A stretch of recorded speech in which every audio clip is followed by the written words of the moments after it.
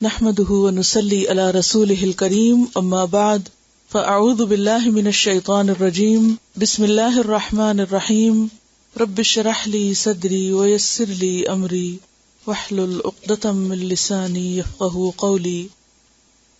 سورۃ الحشر، سبق نمبر 282، آیت نمبر 1 سے 17 تک، لیسن نمبر 282، آیت نمبر 1 to 17۔ لفظی ترجمہ۔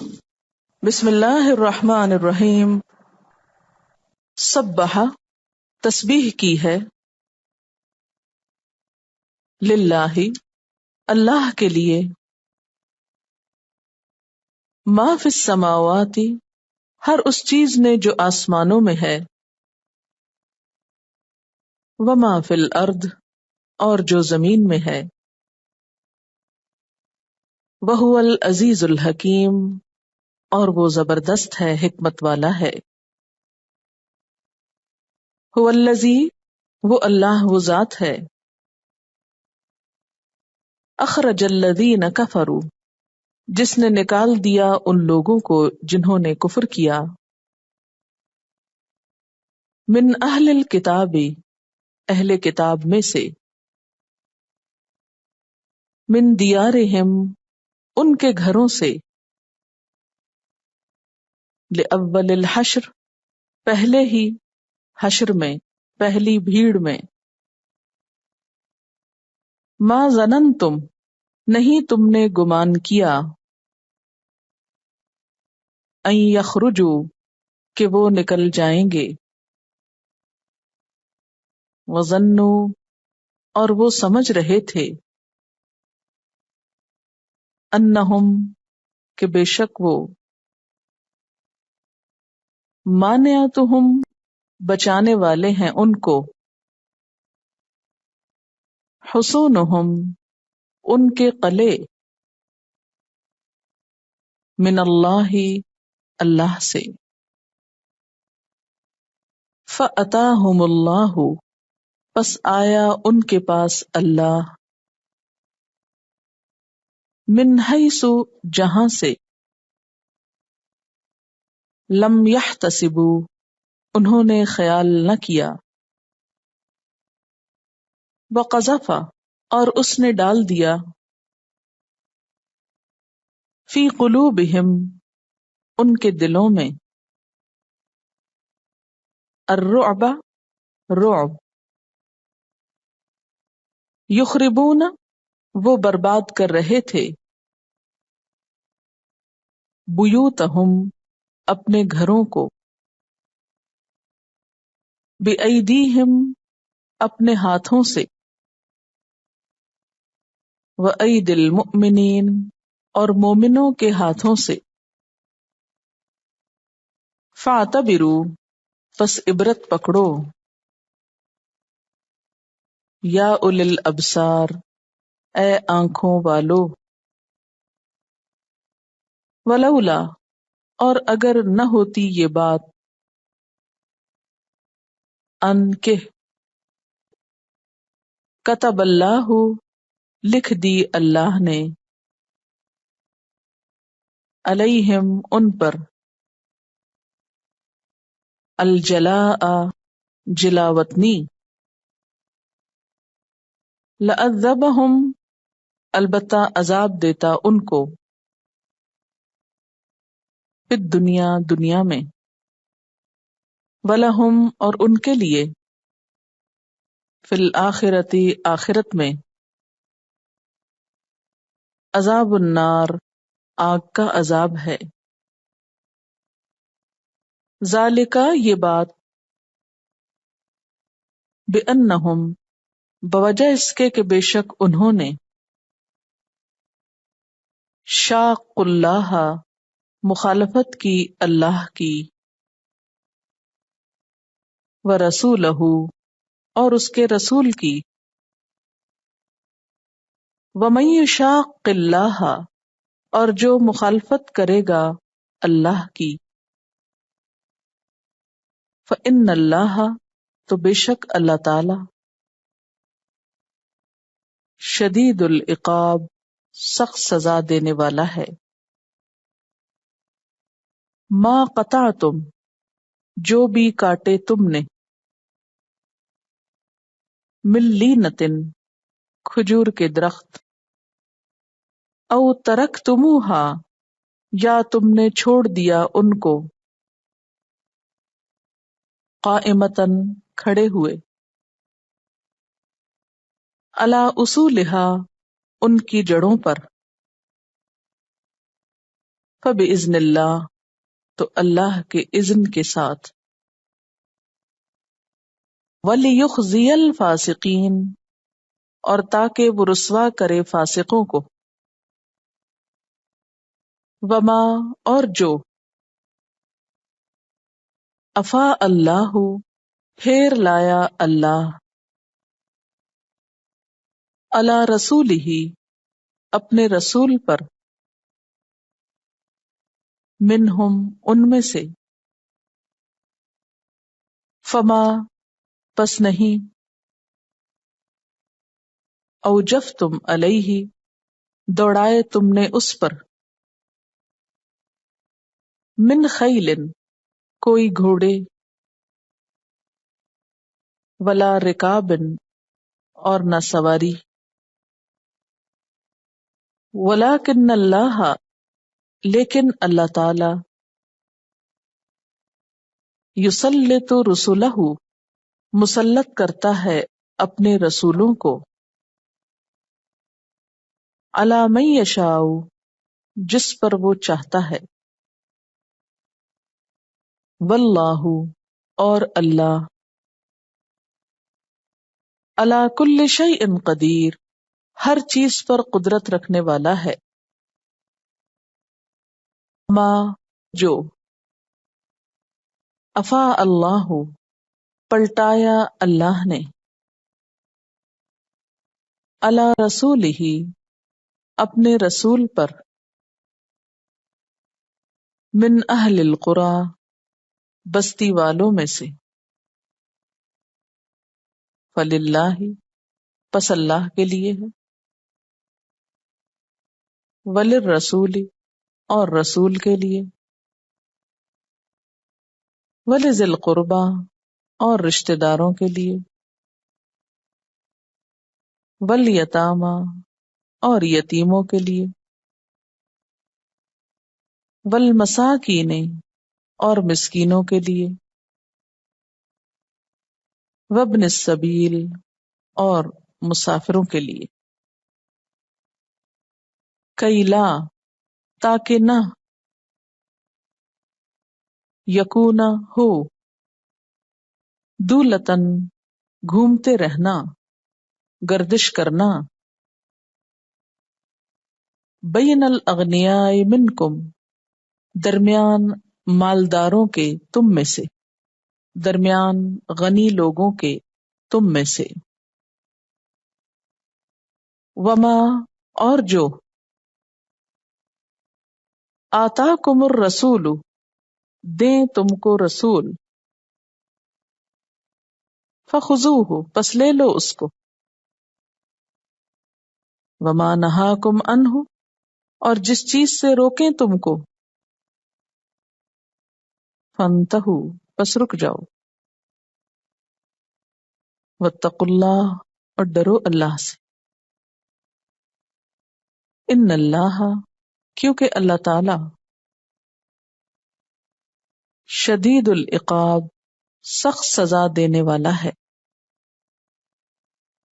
للفقراء المہاجرین ان غریب مہاجرین کے لیے، الذین وہ لوگ، اخرجو جو نکالے گئے، من دیارہم اپنے گھروں سے، واموالہم اور اپنے مالوں سے،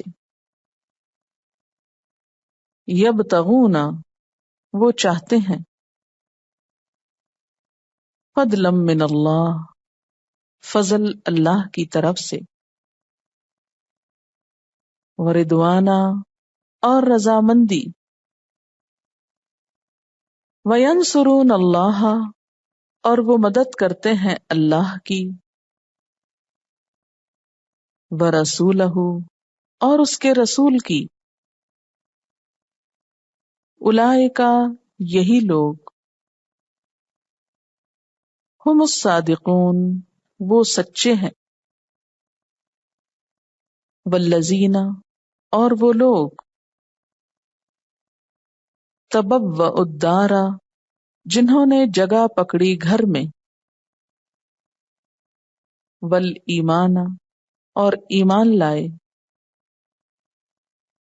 من قبلہم، ان سے قبل،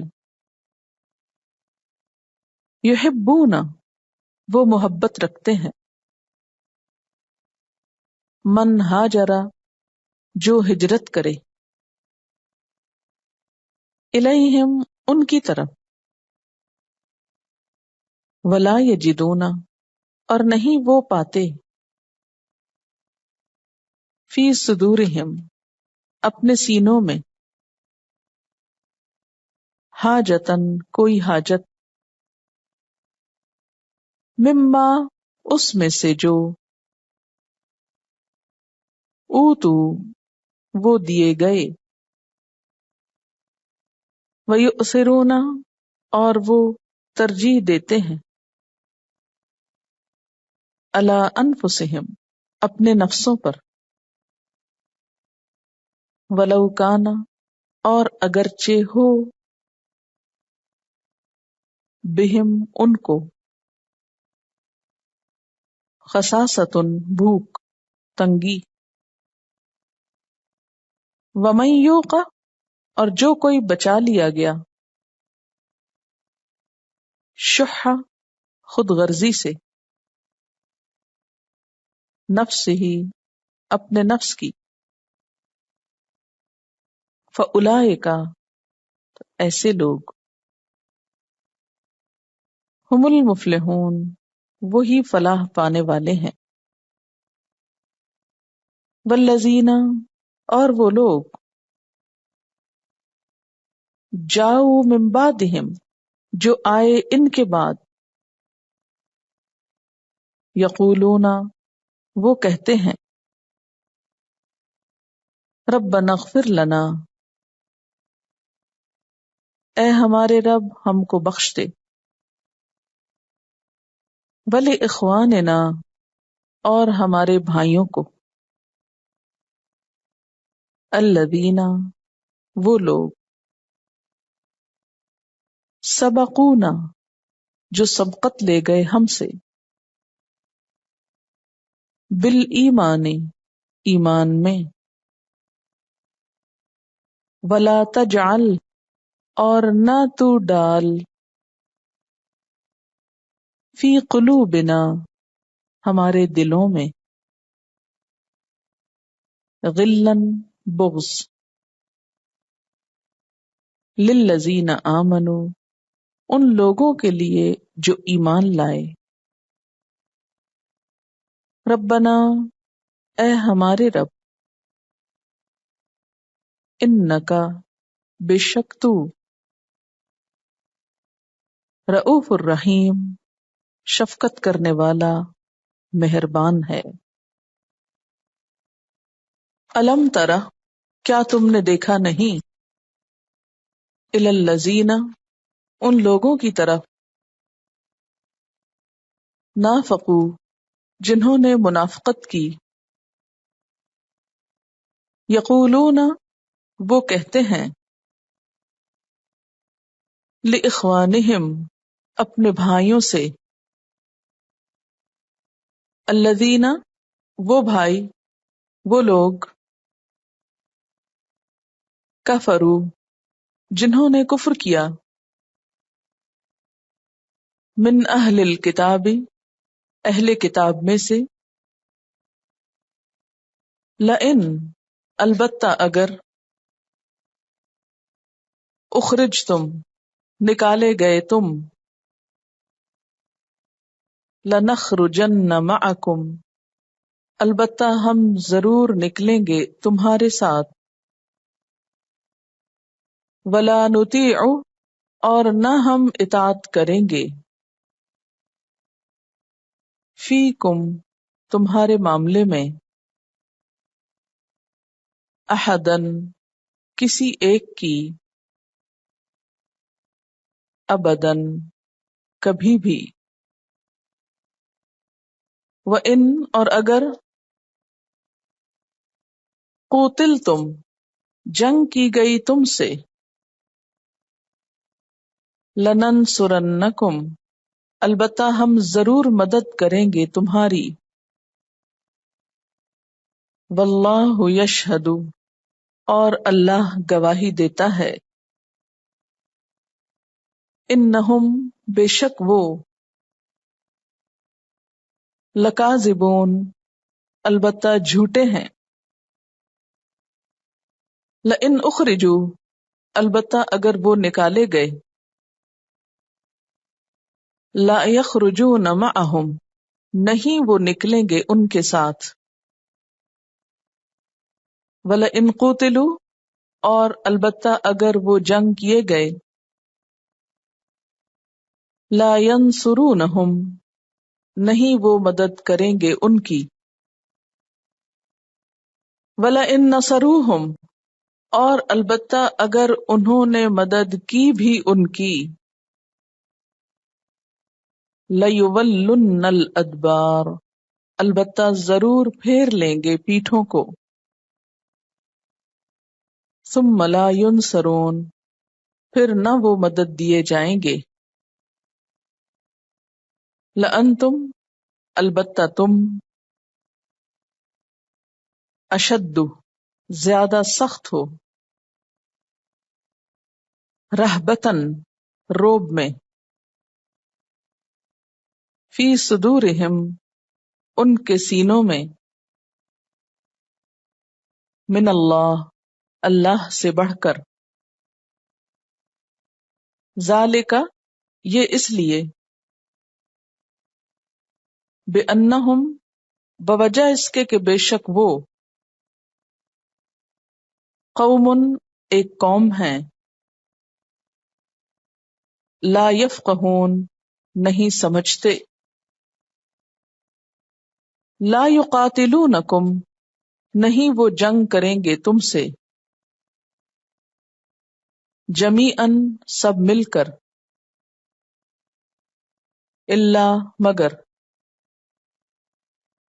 فی قرن بستیوں میں، محصنۃ قلعہ بند، او من وراء جدر یا دیواروں کے پیچھے سے، بأسہم ان کی جنگ، بینہم آپس میں، شدید شدید ہے، تحسبہم تم سمجھتے ہو ان کو، جمیعاً اکٹھا، وقلوبہم اور دل ان کے، شتیٰ پھٹے ہوئے ہیں مختلف ہیں، ذالک یہ، بأنہم بوجہ اس کے کہ بے شک وہ، قوم لوگ ہیں، لا یعقلون عقل نہیں رکھتے، کمثل الذین مانند مثال ان لوگوں کے، من قبلہم جو ان سے پہلے تھے، قریباً قریب ہی، ذاقوا انہوں نے چکھا، وبال امرہم اپنے کیے کا وبال مزہ، ولہم اور ان کے لیے،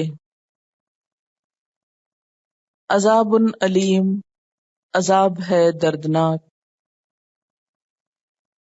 کمثل الشیطان شیطان کی طرح، مانند مثال شیطان کے، اذ قال للانسان جب اس نے انسان سے کہا، اکفر کفر کرو، فلما کفر، تو جب اس نے کفر کیا، قال، کہا، انی، بے شک میں، بری الذمہ ہوں، من کا، تجھ سے، انی اخاف اللہ، بے شک میں ڈرتا ہوں اللہ سے، رب العالمین، جو رب ہے تمام جہانوں کا، فکانا، تو تھا، عاقبتہما، ان دونوں کا انجام، انہما، بے شک وہ دونوں، فی النار، آگ میں ہوں گے، خالدین فیہا، ہمیشہ رہنے والے اس میں، وذالک، اور یہی ہے، سورۃ الحشر۔ اس سورت کے 3 رکوع ہیں، 24 آیات ہیں، 445 کلمات ہیں اور 1913 حروف ہیں۔ اس سورت کو سورہ بنو نذیر بھی کہا گیا۔ سعید بن جبیر کہتے ہیں کہ میں نے ابن عباس سے کہا سورۃ الحشر، فرمایا کہو سورۃ النذیر، کیونکہ ابن عباس جو تھے وہ قرآن کے مفسر تھے اور یہ صحیحین کی روایت ہے، اور ابن عباس ہی کا قول ہے کہ سورۃ انفال بدر کے بیان میں نازل ہوئی اور سورۃ الحشر بنو نذیر کے بیان میں۔ اس سورت میں غزوہ بنو نذیر کے بارے میں تبصرہ کیا گیا ہے، یا یہ اس غزوے کے بارے میں نازل ہوئی۔ بخاری اور مسلم کی روایت کے مطابق یہ غزوہ ماہ ربیع الاول 4 ہجری میں پیش آیا تھا۔ بنو نذیر یہود کے 3 قبائل میں سے ایک قبیلہ تھا جو مدینہ کے مشرق میں رہتے تھے، یعنی مشرق مدینہ کی طرف ان کی آبادی تھی۔ ان کے درمیان اور نبی صلی اللہ علیہ وسلم کے درمیان صلح کا معاہدہ تھا، لیکن انہوں نے بار بار اس کی عہد شکنی کی، اور بالآخر حالات یہ رخ اختیار کر گئے کہ آپ صلی اللہ علیہ وسلم نے ان کو 10 دن کا الٹیمیٹم دیا کہ مدینہ چھوڑ جائیں ورنہ ان کا محاصرہ کیا جائے گا۔ منافقین نے ان کو شے دی کہ وہ مدینہ نہیں چھوڑیں اور ڈٹ کر مقابلہ کریں۔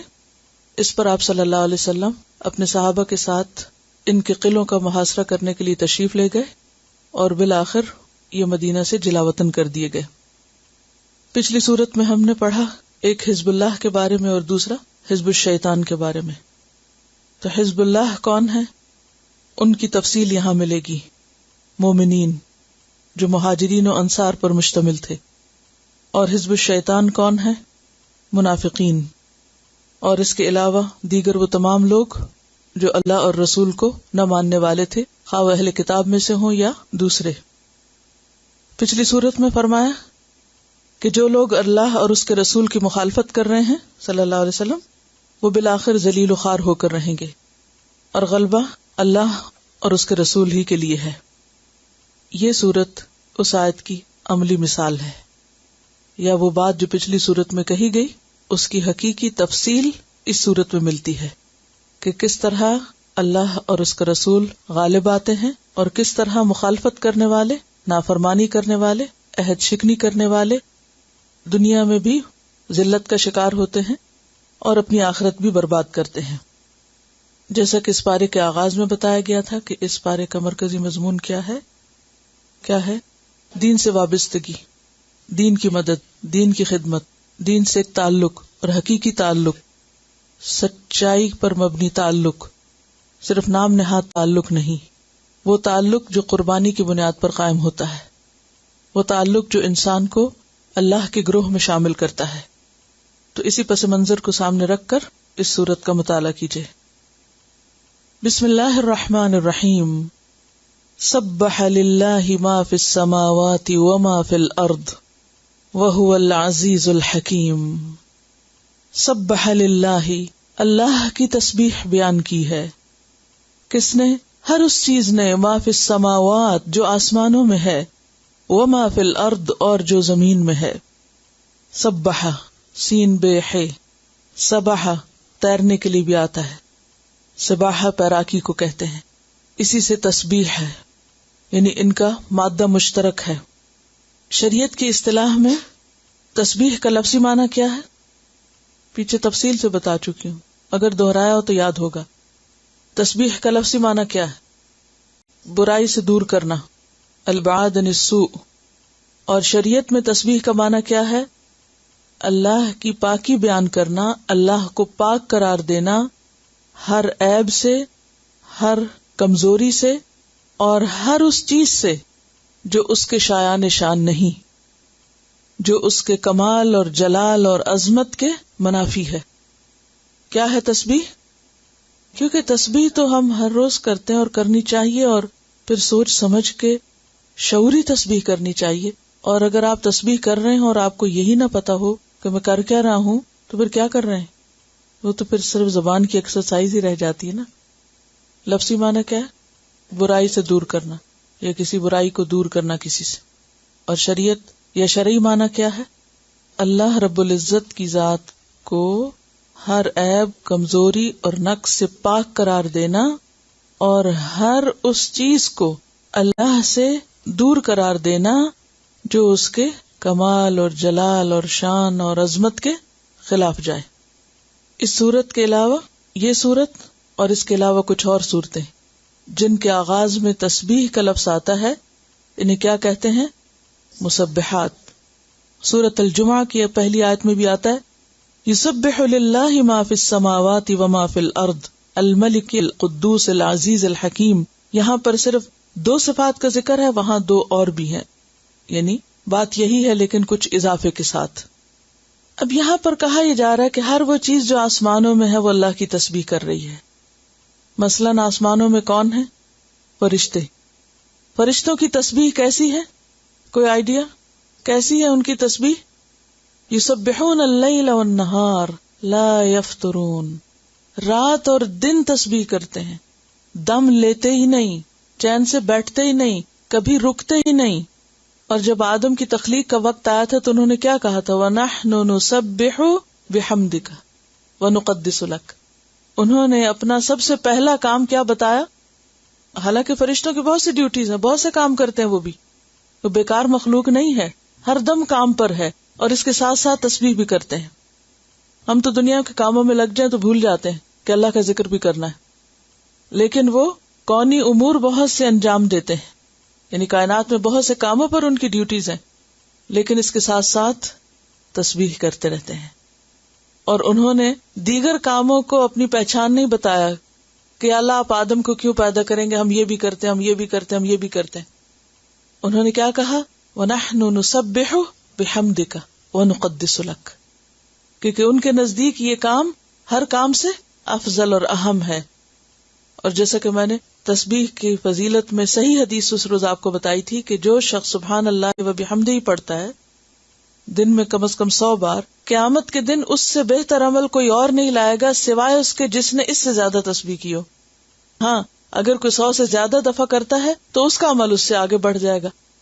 تو اس سے کیا پتا چلتا ہے کہ اللہ کی تسبیح بیان کرنا افضل ترین اعمال میں سے ہے۔ اسی لیے کیا فرمایا؟ کلمتان خفیفتان علی اللسان، 2 کلمے ہیں، زبان پہ بہت ہلکے ہیں، ثقیلتان فی المیزان، میزان میں بہت بھاری ہیں، حبیبتان الی الرحمن، رحمان کو بہت پیارے ہیں۔ اور وہ کیا ہے؟ سبحان اللہ و بحمدہ سبحان اللہ العظیم۔ تو سبح للہ ما فی السماوات و ما فی الارض، تسبیح کر رہی ہے ہر وہ چیز جو آسمان میں اور ہر وہ چیز جو زمین میں ہے۔ تو آسمانوں میں ملائکہ ہیں، اور کیا ہیں؟ مثلاً بادل وغیرہ نظر آتے ہیں، بجلی کڑکتی ہے، تو بجلی کی کڑک میں بھی کیا ہے؟ تسبیح۔ سورۃ الرعد میں آتا ہے وَيُسَبِّحُ الرَّعْدُ بِحَمْدِهِ، رعد اس کی تسبیح کرتی ہے۔ خود آسمان تسبیح کرتے ہیں، یہ نہیں کہ صرف آسمانوں میں جو چیزیں وہ تسبیح کرتے ہیں، آسمان خود بھی تسبیح کرتے ہیں۔ سورۃ اسراء 44 میں آتا ہے تسبح لہ السماوات السبع والارض، اس کی تسبیح بیان کر رہے ہیں 7 آسمان، یعنی خود بھی کر رہے ہیں اور جو اس میں مخلوق ہے وہ بھی کر رہی ہے، اور اس سے نیچے اتر آئے تو بجلی کی کڑک میں بھی تسبیح ہے اس کی، اور زمین بھی تسبیح کر رہی ہے۔ وَإِن مِّن شَيْءٍ إِلَّا يُسَبِّحُ بِحَمْدِهِ، کوئی چیز ایسی نہیں جو اس کی تسبیح نہ کر رہی ہو، سوائے ان انسانوں کے جو دنیا میں کھو کر اس کی تسبیح بھول جاتے ہیں، وہ ان سے الگ ہے. بس یہ چند گنی چنی مخلوق ہے جو نہیں کرتی، باقی سب کر رہے ہیں. پھر آپ دیکھیں کہ جو پرندے اڑتے ہیں یہ بھی اللہ کی تسبیح بیان کرتے ہیں، اور اس کی دلیل ہمیں کہاں سے ملتی؟ داؤد علیہ السلام کے ساتھ مل کے جو تسبیح کرتے تھے، یسبحن والطیر. پھر پہاڑ، یہ اونچے اونچے بلند و بالا پہاڑ، یہ بھی تسبیح کرتے ہیں، اور اس کی دلیل بھی ہمیں داؤد علیہ السلام کے ساتھ کرنے والے پہاڑوں کی تسبیح سے پتہ چلتی. اور ایک اور مرتبہ آپ صلی اللہ علیہ وسلم نے اپنی مٹھی میں کچھ کنکریوں کی تسبیح صحابہ کرام کو سنوائی. انا سخرنا الجبال معه یسبحن یعنی یسبحن الجبال، پہاڑ بھی تسبیح کرتے ہیں. اور انسان کے لیے کیا آیا ہے؟ فسبح بسم ربک العظیم، تم تسبیح کرو. یہ نہیں کہا کہ انسان بھی کرتا ہے، کرو، سبح اسم ربک الاعلی. اور پھر وہ کون سی چیزیں ہیں جن سے اللہ کو پاک قرار دینا ہوتا ہے؟ بڑی بڑی، مثلا سب سے پہلے شرک، کیونکہ انسانوں میں سے بعض انسان ایسے ہیں جنہوں نے ملائکہ کو کیا قرار دیا؟ اللہ کی بیٹیاں. ہم اس سے پاک قرار دیتے ہیں اللہ کو کہ اللہ کی کوئی بیٹیاں ہوں. سبحان ربک رب العزت عما یصفون. کسی نے عیسیٰ علیہ السلام کو اللہ کا بیٹا قرار دیا، ہم اس سے بھی اللہ کو پاک قرار دیتے ہیں، کوئی اس کا بیٹا نہیں. اسی طرح شرک کے علاوہ کچھ ایسی کمزوریاں اور عیب ہیں جو بعض آسمانی کتابوں کے ماننے والوں نے اللہ سے وابستہ کی، ہم ان سے بھی اللہ کو پاک قرار دیتے. مثلا یہود نے کہا کہ ان اللہ فقیر ونحن اغنیاء، اللہ کو فقیر کہنا وہ معمولی بات ہے، تو ہم اللہ کو اس سے پاک قرار دیتے ہیں کہ اس کو کوئی محتاجی لاحق ہو. پھر اسی طرح انہوں نے کہا ید اللہ مغلولہ، اللہ کے ہاتھ بندھے ہوئے. نہیں، ہم اللہ کو اس کمزوری سے پاک قرار دیتے ہیں. پھر اسی طرح وقالوا اتخذ اللہ ولدا، نہیں، اللہ نے کوئی ولد نہیں بنایا، ہم اس کو اس سے پاک قرار دیتے ہیں. تو اللہ کو پاک قرار دینا ہر عیب سے، شرک سے، کمزوری سے، کسی بھی ایسی صفت سے کہ جو انسانوں میں پائی جاتی ہو، یعنی انسانوں کے مماثل قرار دینا، انسانوں جیسا قرار دینا، کیونکہ لیس کمثلہ شیء، اس جیسا تو کوئی ہے ہی نہیں. کسی سے تشبیہ دینا یا کسی سے مثال دینا یا کسی کے برابر قرار دینا یا کسی قسم کی اس میں کوئی کمی یا نقص بتانا، اللہ ان سب چیزوں سے پاک ہے. اور اس پاکی کا اظہار کون کون کر رہا ہے؟ ما فی السماوات وما فی الارض وہو العزیز الحکیم. اور وہ زبردست ہے، حکمت والا ہے، العزیز عزت والا، غلبے والا، قدرت والا، اور الحکیم حکمت والا، حکم والا. تو جس کی یہ صفات ہے اسی کا سکہ چلتا ہے جہاں میں، اس لیے ہر کام اس کے حکم سے ہوتا ہے. اور اسی کے حکم سے یہ بھی ہوا کہ هو الذی اخرج الذین کفروا من اہل الکتاب من دیارہم لأول الحشر. وہ اللہ ہی ہے جس نے نکال باہر کیا، کس کو؟ الذین کفروا، ان لوگوں کو جنہوں نے کفر کیا، یعنی محمد صلی اللہ علیہ وسلم کو ماننے سے انکار کیا. من اہل الکتاب، اہل کتاب میں سے، یعنی مدینہ کے یہود کی طرف اشارہ ہے. من دیارہم، ان کے گھروں سے، دار کی جمع. کب نکالا؟ لأول الحشر، پہلے حشر کے وقت. حشر کا لفظی معنی ہوتا ہے منتشر افراد کو اکٹھا کرنا، بکھرے ہوئے لوگوں کو جمع کر کے نکالنا. اور اس میں اشارہ ہے نبی صلی اللہ علیہ وسلم کے اس لشکر کو جمع کرنے کی طرف جو آپ نے بنو نذیر کے قبائل کے محاصرے کے لیے اکٹھا کیا تھا. سلیمان علیہ السلام کے بارے میں بھی آتا ہے وحشر لسلیمان جنودہ من الجن والانس والطیر. سلیمان علیہ السلام کے لیے کیا اکٹھے کیے گئے تھے؟ جن، انسان اور پرندے. یہ سارے کیا تھے؟ ان کے لشکر، ان کی آرمی. تو یہاں پر اول الحشر سے مراد یعنی پہلے ہی اکٹھ میں، یعنی آپ صلی اللہ علیہ وسلم کے حکم پر سب لوگ اکٹھے ہوئے اور جا کر انہوں نے محاصرہ کر لیا. اور اول الحشر سے مراد وہ موقع جب بنو نذیر کو مدینہ سے نکالا گیا، کیونکہ ان کو بھی اکٹھا کر کے وہاں سے پھر نکال دیا گیا تھا. اور پہلا حشر اس کو کیوں کہا گیا؟ کیونکہ پہلی مرتبہ یہ مدینہ سے نکالے گئے، دوسری مرتبہ حضرت عمر فاروق کے دور میں جزیرۃ العرب سے نکالے گئے، تو وہ حشر ثانی ہے. اور تیسرا حشر قیامت کے دن ہوگا. تو هو الذی اخرج الذین کفروا من اہل الکتاب من دیارہم. اس غزوے کی تفصیلات جو ہیں وہ آپ تجلیات نبوت سے پیج 220 پر ہیں، وہاں سے آپ بعد میں پڑھ لیجئے. اور اس میں بنیادی طور پر جو مختصراً تفصیل ہے وہ یہ ہے کہ آپ صلی اللہ علیہ وسلم اپنے چند صحابہ کے ہمراہ یہود کے پاس تشریف لے گئے اور ان سے بنو کلاب کے 2 مقتولین کی دیت میں مدد چاہی. کیونکہ آپ کو معلوم ہے، اگر آپ تھوڑا سا پیچھے جائیں تو آپ صلی اللہ علیہ وسلم جب مدینہ تشریف لائے تھے تو آپ نے کیا کیا تھا؟ مدینہ کے رہنے والوں، یہود اور جو آنے والے مسلمان تھے اور جو لوکل مسلمان تھے، ان تینوں کے درمیان ایک معاہدہ کیا تھا، جو معاہدہ یا میثاق مدینہ کے نام سے مشہور ہے. اس معاہدے کی شقیں کیا تھیں کہ اگر باہر سے کوئی حملہ کرے گا تو یہ سارے جو مدینہ کے اندر رہنے والے ہیں وہ مل کر مقابلہ کریں گے، دفاع کریں گے. اور اسی طرح تمام جو معاہدے ہیں ان میں بھی شریک ہوں گے، اور اسی طرح خون بہا کے جو معاملات ہوں گے ان میں بھی یہ بوجھ بانٹیں گے. لیکن ہوا کیا کہ جنگ بدر کے موقع پر ان لوگوں نے ساتھ نہیں دیا، معاہدہ شکنی کی. پھر اس کے بعد اب یہ مقتولین کی دیت ادا کرنے کا معاملہ تھا، تو اس میں آپ صلی اللہ علیہ وسلم ان کے پاس تشریف لے گئے اور کہا کہ تم اپنا حصہ ڈالو. اب ہوا کیا، کیونکہ معاہدے کی روح سے یہ کام ان کے ذمہ تھا، انہیں کرنا چاہیے تھا. انہوں نے کہا ابو القاسم ہم ایسا ہی کریں گے، آپ یہاں تشریف رکھیے، ہم آپ کی ضرورت پوری کرتے ہیں. اور آپ صلی اللہ علیہ وسلم صحابہ کے ساتھ انتظار میں دیوار کے ساتھ ٹیک لگا کے بیٹھ گئے. اب کیا ہوا کہ صحابہ آپ کے پاس تھے، یہ لوگ آپ کو یہاں بٹھا کر دوسری طرف گئے اور لوگوں کو اکٹھا کر کے آپ صلی اللہ علیہ وسلم پر چھت کے اوپر سے پتھر گرا کے آپ کو قتل کرنے کی سازش کرنے لگے. تو انہی میں سے کچھ لوگوں نے یہ کہا کہ یہ اللہ کے رسول ہیں، ان کے ساتھ ایسا نہ کرو، تم پھنس جاؤ گے. لیکن کسی نے ایک نہ سنی، اور شیطان نے ان کے لیے ان کا یہ عمل بہت خوشنما بنا دیا. تو انہوں نے کہا کون ہے جو اس چکی کو لے کر اوپر جائے اور آپ کے سر پر پھینک کر آپ کو کچل دے. یعنی پتھر کی چکی نہیں، چکی کا پارٹ جیسے ہوتا ہے. اس پر ایک یہودی عمرو بن جحاش نے کہا میں کرتا ہوں. تو اس پر سلام بن مشکم نے کہا ایسا نہ کرو، کیونکہ اللہ آپ کے ارادوں کی ان کو خبر دے دے گا، تم اس میں کامیاب نہیں ہو سکتے. بہرحال جبریل علیہ السلام آئے اور انہوں نے آپ کو بتا دیا کہ آپ فوراً یہاں سے نکل چلے. تو اس سے پہلے کہ وہ چکی کا پارٹ اوپر جاتا اور اوپر سے پھینکا جاتا، آپ ایک لمحہ بھی وہاں نہیں رکے، اور جو صحابہ آپ کے ساتھ تھے، حضرت ابوبکر صدیق رضی اللہ تعالیٰ عنہ، حضرت عمر رضی اللہ تعالیٰ عنہ، حضرت علی رضی اللہ تعالیٰ عنہ، ان کو لے کر فوراً واپس مدینہ آئے.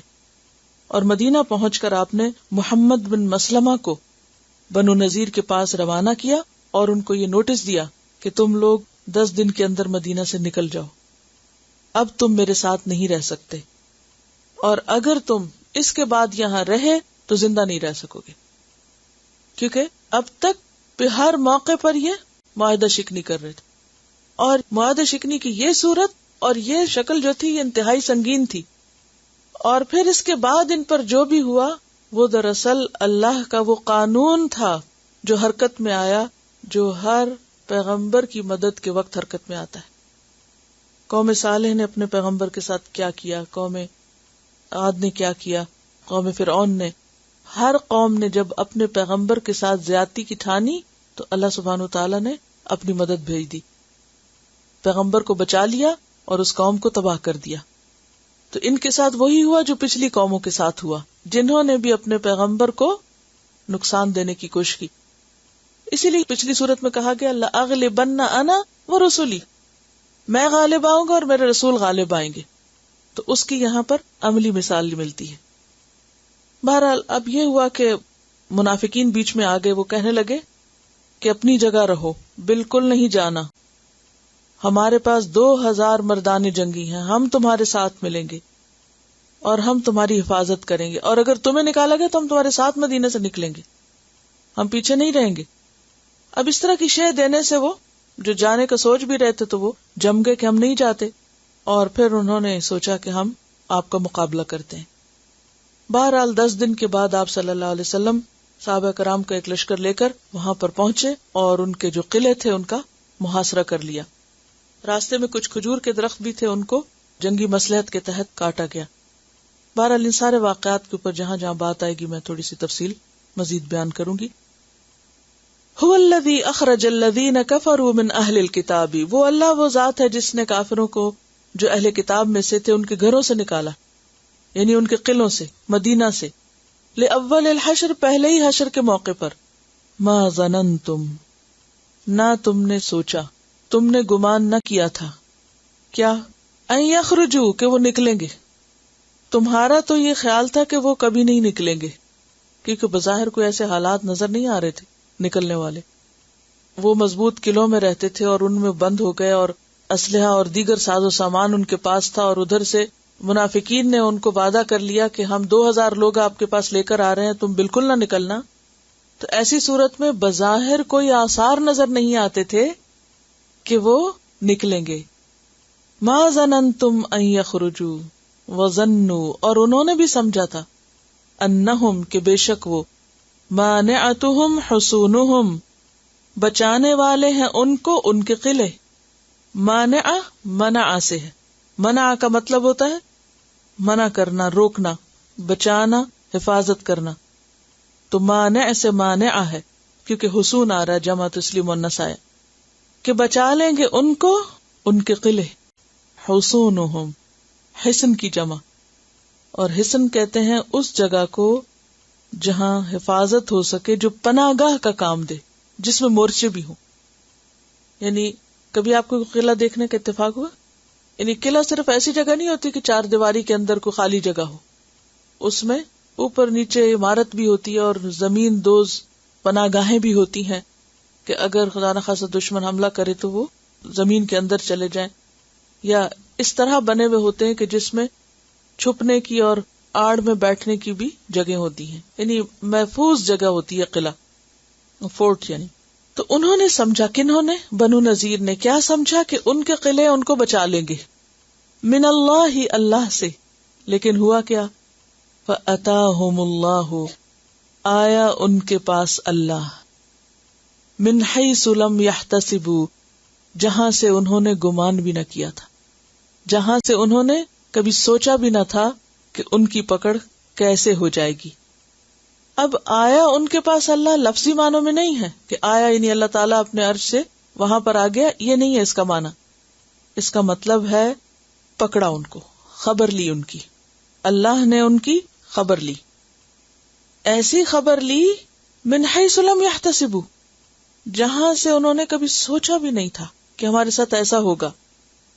وقذف فی قلوبہم الرعب، اور ڈال دیا ان کے دلوں میں رعب، خوف، دبدبا. قذف کا مطلب کیا ہوتا ہے؟ دور سے پھینکنا اور زور سے پھینکنا. اللہ نے دور سے ہی ان کے دلوں میں رعب ڈال دیا، جیسے سورۃ انفال میں آتا ہے نا جنگ بدر کے موقع پر سألقی فی قلوب الذین کفروا الرعب، اور حدیث میں بھی آتا ہے نبی صلی اللہ علیہ وسلم نے فرمایا نصرت بالرعب مسیرۃ شہر، میری مدد کی گئی ہے رعب کے ساتھ 1 مہینے کے فاصلے تک. مسیرت یعنی مسافت، شہرن 1 ماہ، یعنی 1 مہینہ میں دشمن سے دور ہوں تو دشمن مجھ سے ڈرتا ہے، یعنی دور سے میرا رعب ہے ان کے دلوں میں. تو یہاں بھی کیا ہے؟ وَقَذَفَ فِي قُلُوبِهِمُ الرُّعْبَ، ان کے دلوں میں اللہ نے رعب ڈال دیا. یخربون بیوتہم، وہ اجاڑ رہے تھے اپنے گھروں کو. یخربون کا لفظ خراب سے، اور خراب کرنا کہتے ہیں ویران کرنے کو، اجاڑنے کو، تخریب کاری بھی اسی سے، بیکار کرنا. بیوتہم، اپنے ہی گھروں کو، بِأَیْدِیہم، اپنے ہاتھوں سے، وَأَیْدِ الْمُؤْمِنِین، اور مومنوں کے ہاتھوں سے. فَاعْتَبِرُوا يَا أُولِي الْأَبْصَارِ، پس عبرت پکڑو اے نگاہوں والو، آنکھوں والو، یعنی سمجھ رکھنے والو. تم اس واقعے سے سبق سیکھو کہ کس طرح پوری زندگی کی کمائی وہ اپنے ہاتھوں سے ادھیڑ رہے تھے. جیسا کہ پہلے میں نے عرض کیا کہ 10 دن کی مہلت جو انہیں دی گئی تھی مدینہ سے نکلنے کی، اور وہ نہیں نکلے، تو پھر کیا ہوا کہ آپ صلی اللہ علیہ وسلم نے ان کو جا کر ان کے قلعوں کا محاصرہ کر لیا۔ اب کیا ہوا کہ جب انہوں نے دیکھا کہ یہ تو ہماری شامت آ رہی ہے اور آپ ہمارے سر پہ پہنچ گئے ہیں، تو وہ ہتھیار ڈالنے پر آمادہ ہو گئے خود بخود۔ کس وجہ سے؟ رعب کی وجہ سے۔ اب کیا ہوا؟ آپ صلی اللہ علیہ وسلم کو کہلوا بھیجا کہ ہم مدینہ سے نکلنے کو تیار ہیں۔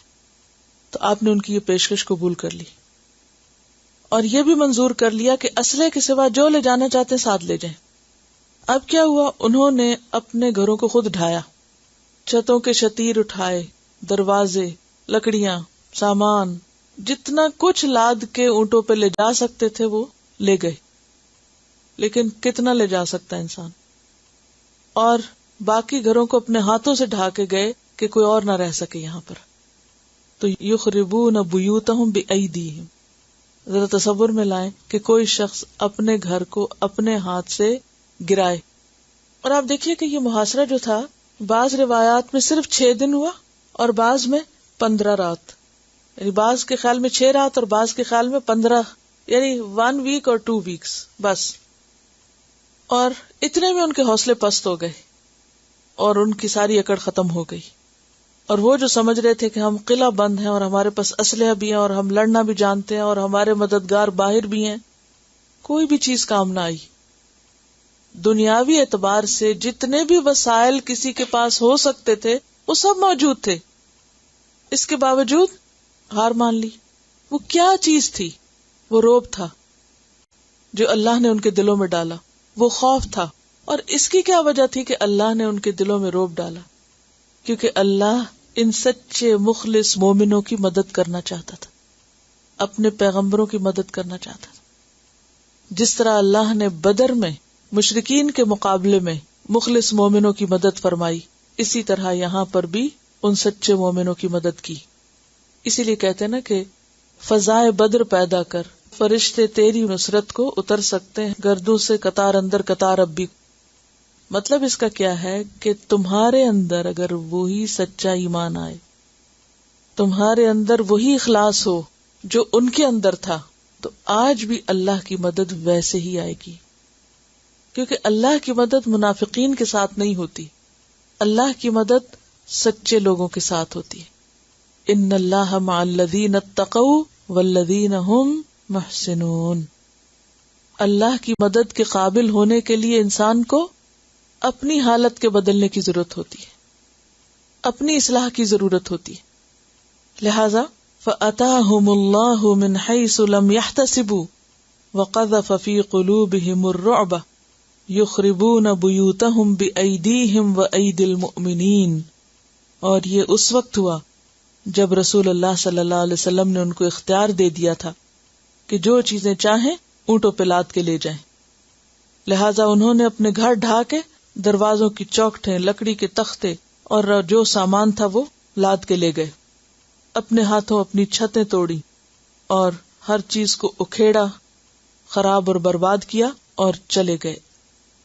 اور نہ صرف یہ کہ یہ خود کر رہے تھے بلکہ اس محاصرے میں پھر وَأَيْدِ الْمُؤْمِنِينَ، مومن بھی کر رہے تھے، یعنی جو ایک طرح سے حملہ آور ہوئے تھے ان پر۔ فَاعْتَبِرُوا يَا أُولِي الْأَبْصَارِ، عبرت پکڑو اے عقل والو، عبرت پکڑو اے عقل والو۔ کیا عبرت ہے؟ کیا سبق ہے اس میں؟ کیا یہ اہل کتاب نہیں تھے؟ کیا ان کے پاس کتاب نہ تھی؟ کیا وجہ تھی؟ کیا وہ اللہ کو نہیں مانتے تھے؟ وہ اللہ کو مانتے تھے۔ کیا وہ دیگر رسولوں کو نہیں مانتے تھے؟ مانتے تھے، کتابوں کو مانتے تھے۔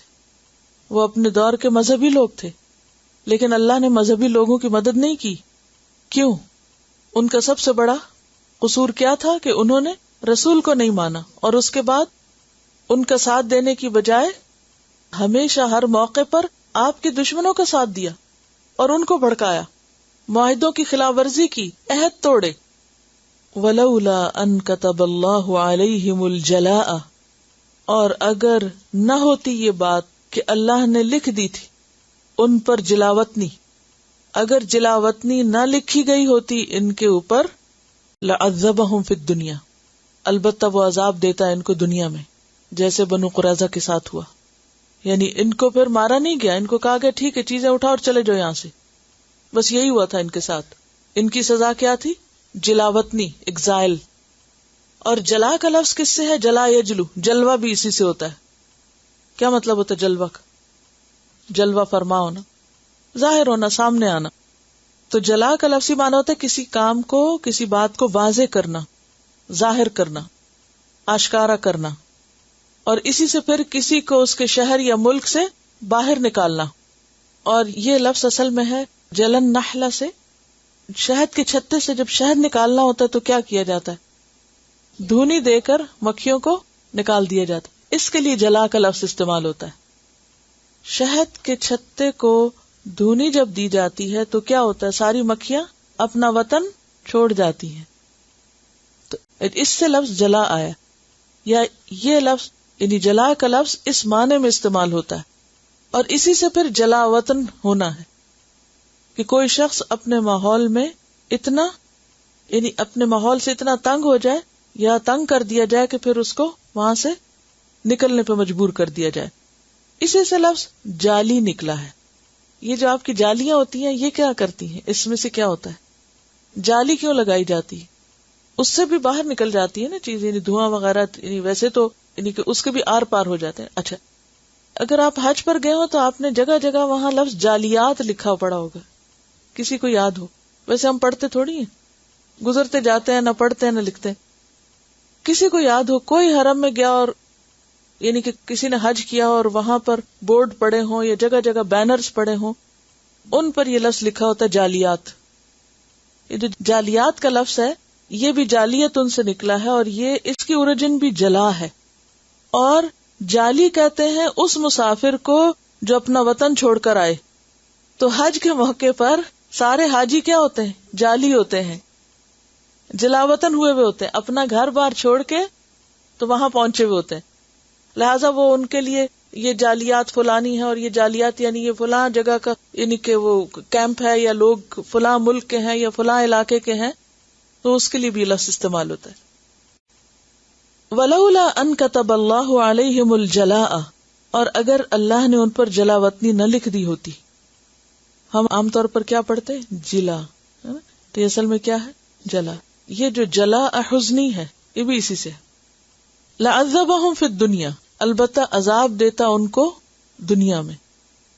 اتنا آپ کو گھمانے کا اصل مقصد کیا ہے؟ کہ غور و فکر کرنا سیکھیں. اگر پڑھتے ہوئے الفاظ کے اوپر غور کریں گے تو امیجنیشن زیادہ بہتر طور پہ کام کرے گا، تو زیادہ ڈیپتھ میں جائیں گے، زیادہ انجوائے کر سکیں گے. لَعَذَّبَهُمْ فِي الدُّنْيَا وَلَهُمْ فِي الْآخِرَةِ عَذَابُ النَّارِ، اور ان کے لیے آخرت میں کیا ہے؟ آگ کا عذاب. ذالک، یہ کیوں اتنی سخت سزا؟ بِأَنَّهُمْ، کیونکہ انہوں نے شاق اللہ ورسولہ، مخالفت کی تھی اللہ اور اس کے رسول کی. اب دیکھیے کئی آیات میں یہ بات گزر چکی ہے نا کہ اللہ رسول کی مخالفت یا ان میں نقص نکالنا یا ان کے ساتھ جھگڑا کرنا یا اللہ کی آیات کو نیچا دکھانا، یہ تمام کام ایسے ہیں کہ جو انسان کو ذلیل و رسوا کرنے والے ہیں. تو ذالک بأنہم شاقوا اللہ ورسولہ، یہ اس وجہ سے ان کا انجام ہوا کہ انہوں نے اللہ اور اس کے رسول کی مخالفت کی تھی. اور شاقہ کا لفظ جو ہے نا یہ مشاقہ ہے، مشاقت ان سے، مشقت بھی اسی سے، اور یہ لفظ نکلا ہے شق سے، شین قاف قاف. شق ہونا کا کیا مطلب ہوتا ہے؟ پھٹ جانا. تو جب کوئی کسی کی مخالفت کرتا ہے تو دراصل کیا ہوتا ہے؟ وہ اس سے اس کا دل پھٹ جاتا ہے، یعنی وہ اس سے الگ ہو جاتا ہے اور اس کے مخالفت پہ آ جاتا ہے. وَمَن يُشَاقِّ اللَّهَ، اور جو مخالفت کرے گا اللہ کی، فَإِنَّ اللَّهَ شَدِيدُ الْعِقَابِ، تو بے شک اللہ تعالی سخت سزا دینے والا ہے.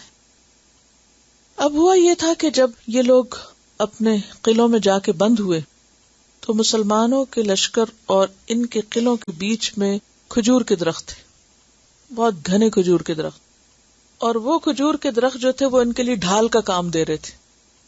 اب ہوا یہ کہ اگر وہ کھجور کے درخت نہ کاٹے جاتے یا نہ ہٹائے جاتے تو صحیح طور پر محاصرہ نہیں ہو سکتا تھا. اللہ تعالیٰ کے حکم سے نبی صلی اللہ علیہ وسلم نے مسلمانوں کو کچھ درخت کاٹنے کا حکم دیا. عام حالات میں درخت کاٹنا منع ہے، پسندیدہ چیز نہیں، اور خاص طور پر پھلدار درخت. لیکن اس موقع پر ضرورتاً درخت کاٹنے کے لیے کہا گیا. اور یاد رکھیے کہ علم جو تھا وہ حضرت علی رضی اللہ تعالیٰ عنہ کے ہاتھ میں تھا اس موقع پر، اور ان کی قیادت میں لوگ گئے تھے اور محاصرہ ہوا تھا، اور انہوں نے اپنے قلعوں میں جب پناہ لی تو قلعوں میں رہ کے فصیل سے یہ تیر اور پتھر برساتے، کھجور کے باغات ان کے لیے ڈھال کا کام دے رہے تھے، اس لیے آپ نے حکم دیا کہ ان درختوں کو کاٹ کر جلا دیا جائے۔ اسی کی طرف حسان بن ثابت کے شعروں میں اشارہ ہے کہ بنی لوئی کے سرداروں کے لیے معمولی بات تھی کہ بویرہ میں آگ کے شعلے بلند ہوں۔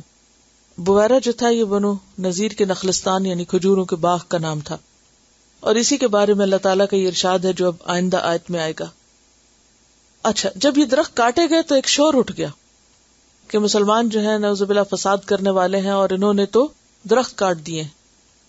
تو اللہ سبحانہ وتعالیٰ نے مسلمانوں کی تائید کی اور ان کے قول کی تردید کی، اور کیا فرمایا؟ ما قطعتم من لینۃ، نہیں کاٹے تم نے کھجور کے درخت۔ لینا کا مطلب ہے کھجور کا درخت۔ اجوا اور برنی کھجور کے علاوہ جتنے بھی کھجورے ہیں ان کے درختوں کو لینا کہا جاتا ہے، یعنی ایک عام لفظ ہے۔ نہیں کاٹے تم نے کھجور کے درخت، یہ من جو ہے یہ بیانیہ ہے۔ او ترکتموہا، یا ان کو چھوڑ دیا، یعنی کچھ کاٹے تھے سارے نہیں، کچھ چھوڑ بھی دیے تھے۔ قائمتاً، جو کھڑے تھے، علی اصولہا، اپنے تنوں پر، اصول اصل سے، اصلہا ثابتن پیچھے پڑ چکے آپ۔ فبإذن اللہ، پس اللہ کے اذن سے تھے، یہ اللہ کے اذن سے ایسا ہوا تھا۔ ولیخزی الفاسقین، اور تاکہ رسوا کرے فاسقوں کو، نافرمانوں کو، یعنی کھجور کے درخت جو کاٹنے پڑے یہ اللہ کے حکم سے کاٹے گئے اور کچھ چھوڑ بھی دیے گئے، کیونکہ اگر فساد ہی کرنا تھا تو پھر سارے کاٹ دیے جاتے، اور یہ اللہ نے اس لیے کاٹنے کو کہا کہ فاسقوں کو رسوا کرے تاکہ مسلمان وہاں تک پہنچے۔ اور فاسق کون ہوتا ہے؟ نافرمان، بد عہد توڑنے والے کے لیے خاص طور پر آتا ہے۔ فاسقین کے بارے میں 2 جگہ پیچھے آپ پڑھ چکے ہیں، الذین ینقضون عہد اللہ، جو اللہ کا عہد توڑتے ہیں، تو انہوں نے بھی عہد توڑے تھے، اس لیے یہاں پر ان کو فاسق کہا گیا۔ وما افاء اللہ، اور جو لوٹایا اللہ نے، فی افے کہتے ہیں مال غنیمت کے علاوہ جو دیگر مال جو بغیر جنگ کے ہاتھ آتا ہے۔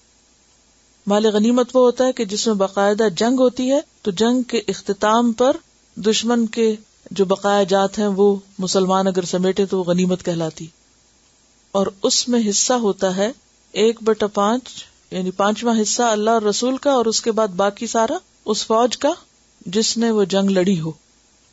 لیکن مال فے جو ہوتا ہے اس میں فوج کا حصہ نہیں ہوتا، کیونکہ وہ باقاعدہ جنگ لڑتے نہیں۔ تو اب ہوا یہ کہ یہود جو اٹھا کے لے جا سکتے تھے لے گئے، جو باقی بچا وہ کیا قرار پایا؟ فے۔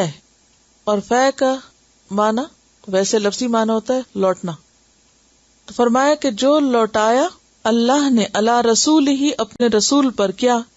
بنو نذیر کا چھوڑا ہوا مال، منہم، ان میں سے، فما اوجفتم، تو نہیں دوڑائے تم نے، علیہ، اس پر، من خیلن، گھوڑوں میں سے، ولا رکابن، اور نہ اونٹوں میں سے، یعنی اے مسلمانوں تم نے اپنے گھوڑے اور اونٹ جنگ کی خاطر یہاں نہیں دوڑائے تھے، یعنی جنگ نہیں کی تھی۔ ولیکن اللہ یسلط رسلہ، لیکن اللہ مسلط کر دیتا ہے اپنے رسولوں کو، علی من یشاء، جس پر وہ چاہتا ہے، واللہ علی کل شیء قدیر، اور اللہ ہر چیز پر قادر ہے۔ اب بات یہ ہے کہ لشکر تو گیا تھا، قائد بھی تھا، محاصرہ بھی کیا، پھر کیوں کہا کہ تم نے اس پر اپنے اونٹ اور گھوڑے نہیں دوڑائے؟ اس کے پیچھے ایک وجہ ہے۔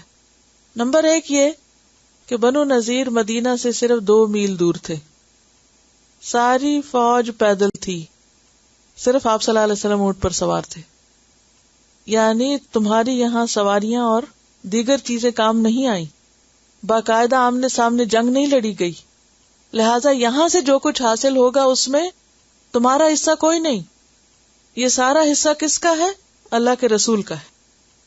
اس لیے کہا وما افاء اللہ علی رسولہ منہم، اور جو لوٹا لایا اللہ اپنے رسول پر، یعنی جو رسول اللہ صلی اللہ علیہ وسلم نے حاصل کیا وہاں سے، بنو نذیر کے مال میں سے، وہ مال ہے فما اوجفتم علیہ من خیل ولا رکاب، جس پر تم نے اپنے گھوڑے اور اونٹ نہیں دوڑائے، یعنی تم سواری کر کے وہاں نہیں گئے، تمہیں دوسری جنگوں جیسی تکلیفیں نہیں اٹھانی پڑی.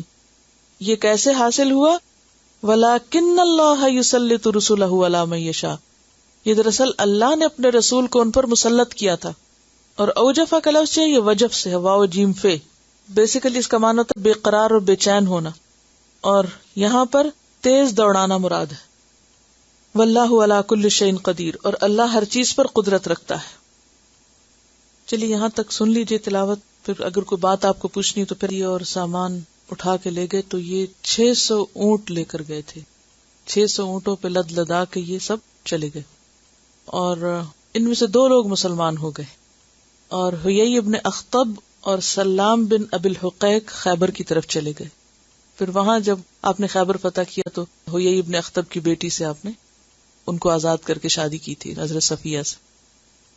تو جو کچھ وہاں پر بچا تھا اس میں ہتھیار تھے، باغات تھے ان کے، اور دیگر بچا کچا سامان، وہ سارے کا سارا آپ صلی اللہ علیہ وسلم کی ملکیت میں آیا. اب آپ ان کے ساتھ کیا کرتے؟ ہتھیار میں 50 زریں تھی، 50 خود اور 340 تلواریں تھی. یہ سارا مال آپ کا حق تھا کہ آپ جیسے چاہیں اس کو استعمال کریں. تو آپ نے کیسے استعمال کیا؟ آپ نے پورے مال کو صرف مہاجرین اولین پر تقسیم کیا.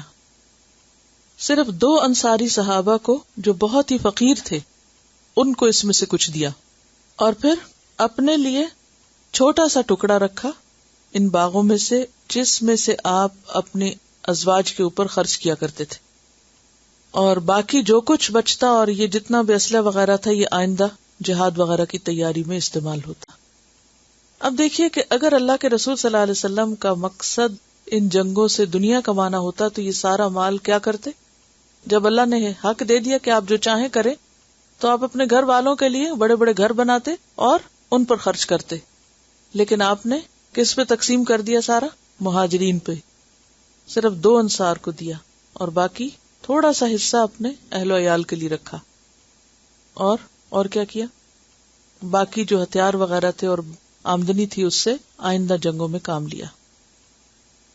فرمایا ما افا اللہ علی رسولہ، جو لوٹایا اللہ نے اپنے رسول پر، من اہل القری، بستیوں والوں میں سے، اہل القری میں سے، فللہ وللرسول، تو وہ اللہ کے لیے ہے اور رسول کے لیے، ولذی القربی، اور رشتہ داروں کے لیے. کس کے؟ رسول اللہ صلی اللہ علیہ وسلم کے. والیتامی، اور یتیموں کے لیے، والمساکین، اور مسکینوں کے لیے، وابن السبیل، اور مسافروں کے لیے. یعنی اس مال پر ان طبقات کا حق ہے. اور ایسا کیوں کیا گیا؟ وہ سارا فوج میں کیوں نہیں دیا گیا، یا فوج کو کچھ بھی کیوں نہ دیا گیا؟ کئی لا یکون دولۃ بین الاغنیاء منکم، تاکہ نہ ہو گردش درمیان اغنیاء کے تم میں سے. یعنی یہ مال بار بار اغنیاء ہی کے بیچ میں نہ رہے بلکہ اس سے دیگر لوگ بھی فائدہ اٹھائیں. تو اس سے اسلام کا نظام معیشت پتہ چلتا ہے کہ اس میں مال کی تقسیم کس طرح ہوتی ہے، سوشل ویلفیئر کے کاموں میں کتنا خرچ ہوتا ہے. اب اگر بظاہر دیکھا جائے تو یہ جو بھی لوگ شریک ہوئے تھے وہاں گئے تھے، بہرحال محاصرہ کیا اور کچھ نہ کچھ تو محنت کی، لیکن دنیا میں ان کو اس کا کوئی بھی صلہ نہیں ملا. اس کے برعکس وہ کس کو دے دیا گیا؟ معاشرے کے ضرورت مندوں کو. اس سے یہ پتہ چلتا ہے کہ جب تک معاشرے کے ضرورت مند افراد کا خیال نہ رکھا جائے اس وقت تک دین کی بنیادیں مضبوط نہیں ہو سکتی. اور پھر ایک اور بڑا مقصد کیا تھا کہ مال صرف چند ہی لوگوں کے بیچ میں نہ گھومتا رہے. وما آتاکم الرسول فخذوہ، تو جو بھی رسول تم کو دیں اس کو لے لو. وما نہاکم عنہ فانتہوا، اور جس چیز سے وہ روکے تم کو اس سے رک جاؤ. یہ صرف مال کے معاملے میں نہیں، احکامات کے معاملے میں بھی ہے. یعنی عین اس موقع پر جب کہ مال تقسیم ہو رہا ہے کیا سکھایا جا رہا ہے کہ رسول کی اتھارٹی کو تسلیم کرو. جو دیتے ہیں وہ لے لو، جو نہیں دیتے اس سے رک جاؤ، جس سے منع کرے اس سے باز آ جاؤ. اپنے آپ کو وہاں پر رکھ کر دیکھیں کہ آپ مثلاً کوئی کام کریں، کوئی محنت کریں اور کوشش کریں، اور پھر جو اس کا فائدہ ہو اس میں آپ کو کچھ نہ ملے وہ غریب و مسکینوں کو دے دیا جائے، اور پھر دینے والے کے بارے میں برا بھی نہ سوچیں کیونکہ وہ اللہ کے حکم سے دے رہا ہے. اور پھر یہ ہے کہ عین اس موقع پر مزید بھی کہا جائے کہ ما آتاکم الرسول فخذوہ، جو حکم آپ دے رہے ہیں اس کو قبول کرو، اور جس چیز سے رکنے کا کہہ رہے ہیں اس سے رک جاؤ. جو لوگ ایسے جھٹکے برداشت کر جائیں وہی دراصل اس قابل ہوتے ہیں کہ واقعی وہ دین کی خدمت کر سکے، اور جو ان باتوں کو برداشت نہ کر سکے پھر وہ آگے نہیں بڑھ سکتے.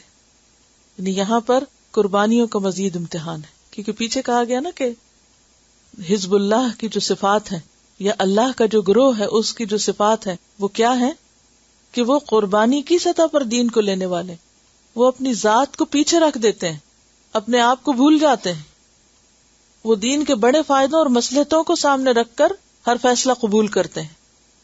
واتقوا اللہ، اور اللہ سے ڈرو. یعنی اگر تم ایسا نہیں کرو گے، رسول کی بات نہیں مانو گے، تو پھر کیا ہے؟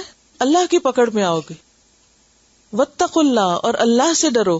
ان اللہ شدید العقاب، بے شک اللہ سخت سزا دینے والا ہے. شدید کا کیا مطلب ہوتا ہے؟ سخت، پکا. اور عقاب کا کیا معنی ہوتا ہے؟ مار، عذاب، سزا. اور عقاب کا لفظی معنی کیا ہوتا ہے؟ پیچھے ہو جانا، کسی کے پیچھے ہو لینا، کسی کے پیچھے ہو لینا، کسی کے پیچھے پڑ جانا، عقب سے نا. تو ایسی سزا جو جرم کی پاداش میں ہو اس کے لیے لفظ عقاب آتا ہے. تو شدید العقاب کیا؟ مضاف مضاف الیہ. لفظی ترجمہ کریں. مضاف مضاف الیہ کا ترجمہ نہیں کرنا آتا؟ کیا آتا ہے اس میں؟ کا کے تو کریں نا ترجمہ. مجھے پتا آپ نہیں ترجمہ کر سکتے اس کا. لفظی ترجمہ کریں، مضاف مضاف الیہ والا ترجمہ کریں. نیچے تو دیکھ نہیں رہے، میری شکل دیکھ رہے، میرے منہ پہ تو لکھا ہوا کوئی نہیں. غور کریں. دیکھیں ایکسائٹڈ ہونے کی ضرورت نہیں، ایکسائٹمنٹ سے بات نہیں بنے گی. آپ آرام سے غور سے نیچے توجہ فرمائیں اور اس کو پڑھیں. شدید العقاب، عذاب کی شدت. جی، عذاب کا شدید یعنی عذاب کا سخت ہے. مراد یہ کہ اللہ عذاب دینے کے اعتبار سے بہت سخت ہے، یعنی بہت سخت عذاب دینے والا ہے. یہ معنی بنتا ہے. یعنی شدید العقابی، عقاب کا شدید، یہ معنی ہے لفظی. یعنی سزا کا سخت ہے، یعنی سزا دینے میں سخت ہے، یہ مراد ہے. یقین نہیں لکھا ہوا ہے، وہ پیچھے ہے انہ. ٹھیک ہے جی ہاں، فعیل کے وزن پر شدید ہے. ٹھیک ہے نا، شدت والا، سخت، یعنی سخت سزا دینے والا ہے. چلیے آگے چلتے ہیں. تو بنیادی طور پر یہاں پر قانون فے بتا دیا گیا کہ فے پر کس کا حق ہے. دیکھیے کہ سورت الحشر اور سورت الانفال میں کچھ مماثلتیں ہیں. سورت الانفال غزوہ بدر کے بارے میں نازل ہوئی تھی، اور اس میں پھر مال غنیمت کا قانون بھی بتایا گیا. یاد ہے؟ وَاعْلَمُوا أَنَّمَا غَنِمْتُم مِّن شَيْءٍ، سورۃ الانفال میں ہے نا. اور پھر اس میں تفصیل سے تبصرہ کیا گیا کس طرح جنگ بدر ہوئی. اسی طرح سورۃ الحشر کیا ہے؟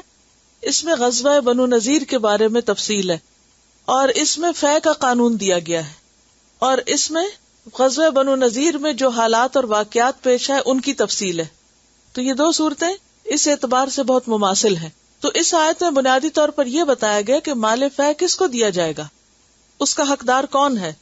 اب بتایا گیا کہ یہ مال فے ان لوگوں کے لیے، پہلے تو یتیم و مسکینوں کی بات کی گئی کہ پرائرٹی نمبر 1 پہ وہ لوگ ہیں. نمبر 2 للفقراء المہاجرین، ان فقراء کے لیے ہے جو ہجرت کر کے آئے ہیں، کیونکہ ان کا کوئی روزی کاروبار، کوئی گھر ٹھکانہ کچھ نہیں تھا، سب کچھ پیچھے رہ گیا تھا. لہذا ان کی ان قربانیوں کی وجہ سے اب ان کو مدینہ کے لوکل رہنے والوں پر ترجیح دی جا رہی ہے.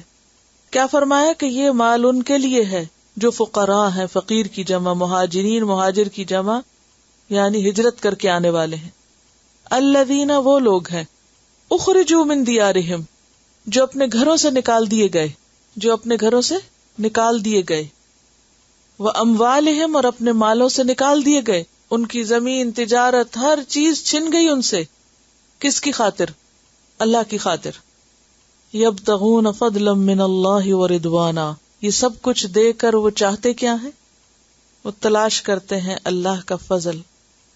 یعنی فضل اللہ کی طرف سے، ورضوانا اور اللہ کی رضامندی، وینصرون اللہ ورسولہ اور وہ مدد کرتے ہیں اللہ اور اس کے رسول کی. وہاں سے چلے ہیں ساتھ اور یہاں آ کر بھی جب آپ چاہتے ہیں بلا لیتے ہیں اور وہ حاضر ہو جاتے ہیں. کبھی انہوں نے انکار نہیں کیا. تو ان کی خاص خوبی یہاں بتائی گئی. یبتغون وینصرون، کتنے خالص لوگ ہیں نا، کتنے سچے لوگ ہیں، کتنے پیور، سیلف لیس، کسی دنیا کی خاطر یہاں نہیں آئے ہجرت کر کے. وہ کس کے لیے آئے ہیں؟ اللہ کو راضی کرنے کے لیے. اور وہاں سے نکال دیے گئے اپنے گھروں سے کیونکہ وہ اللہ کو ایک مانتے تھے، اور یہاں آ کر اب اللہ کے رسول کی مدد کرتے ہیں ہر دم. پھر وہی مرکزی مضمون یاد رکھیے، دین کی مدد اور نصرت اور دین کی خاطر قربانی. اولئک ھم الصادقون، یہی لوگ دراصل سچے ہیں. ان کو صادق کہا گیا ہے. ان کا اسلام سچا ہے، ان کا اسلام قابل قبول ہے کہ جو اللہ کی خاطر ہر چیز دے سکتے ہیں اور جو اللہ اور اس کے رسول کی مدد کے لیے ہر طرح کی قربانی پہ تیار ہے. سورۃ الانفال میں بھی اس سے ملتی جلتی آیت آتی، ان الذین آمنوا وہاجروا وجاہدوا باموالہم وانفسہم فی سبیل اللہ والذین آووا ونصروا اولئک بعضهم اولیاء بعض، اور والذین آمنوا وہاجروا وجاہدوا فی سبیل اللہ والذین آووا ونصروا اولئک ھم المؤمنون حقا. جنہوں نے اللہ کے دین کی خاطر گھر بار چھوڑے، ہر قربانی کی، یہ ہے اصل مومن، یہ ہے سچے مومن. اولئک ھم الصادقون. اس کا سچائی سے کیا تعلق ہے کہ جو انہوں نے کہا وہ ہر قیمت پہ کر کے دکھایا. وہ پھرے نہیں، بدلے نہیں، بیک آؤٹ نہیں کیے. والذین تبوؤا الدار، اب دوسرا حصہ مدینہ کے مکینوں کے لیے. جس سورۃ انفال میں بھی ایک طرف مہاجرین کی بات تھی تو دوسری طرف انصار کی، اور یہاں بھی ایک طرف مہاجرین کی بات ہے اور دوسری طرف انصار کی. یہ اموال تو مہاجرین کے لیے، لیکن انصار کے لیے کیا ہے؟ والذین تبوؤا الدار، وہ لوگ جنہوں نے ٹھکانہ بنایا اس گھر کو. دار سے مراد دار الاسلام یعنی مدینہ، اور تبوّا کا لفظ بو ان سے با واو حمزہ برابر سرابر ہونا اور کسی جگہ کو مناسب پا کے ٹھکانہ بنانا. والایمان، یہاں فعل محذوف ہے. عربی میں ایک عام طریقہ ہے، ایک فعل کے ذریعے دو کام بتائے جاتے ہیں اور دوسرا فعل محذوف کر دیا جاتا ہے، انڈرسٹوڈ ہوتا ہے کہ اس سے مراد کیا ہے. تو وہ لوگ جنہوں نے اس گھر کو یعنی مدینہ کو ٹھکانہ بنایا اور اپنے ایمان کو خالص کر لیا، یعنی اخلص الایمان ہے، یعنی ان کا ایمان بھی بہت خالص ہے. من قبلہم، ان سے پہلے. کن سے پہلے؟ مہاجرین کے آنے سے پہلے انہوں نے مدینہ کو اپنا گھر بنایا ہوا تھا، یعنی مدینہ کے رہنے والے تھے، اور مسلمانوں کے مکہ سے آنے سے پہلے ہی ایمان لا چکے تھے. آپ کو معلوم ہے نا کہ آپ صلی اللہ علیہ وسلم نے حضرت مصعب بن عمیر کو، حضرت عبداللہ بن مکتوم کو یہاں پر بھیجا تھا، اور انہوں نے آ کر لوگوں کو دین کی دعوت دی اور قرآن سکھایا. اور پھر اس کے بعد تھوڑے تھوڑے گروپ سے مسلمان آئے. حضرت عمر 20 لوگوں کے ساتھ آئے تھے، پھر کچھ اور آئے. تو یہ آہستہ آہستہ سب وہاں پر سیٹل ہوتے گئے.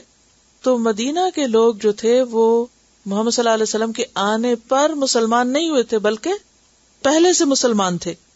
والایمان من قبلہم، ان سے پہلے یہاں رہتے تھے اور ایمان کو خالص کر چکے تھے، اور اس جگہ پر ان کا گھر تھا. ان کی حالت کیا ہے؟ یحبون، وہ محبت کرتے ہیں.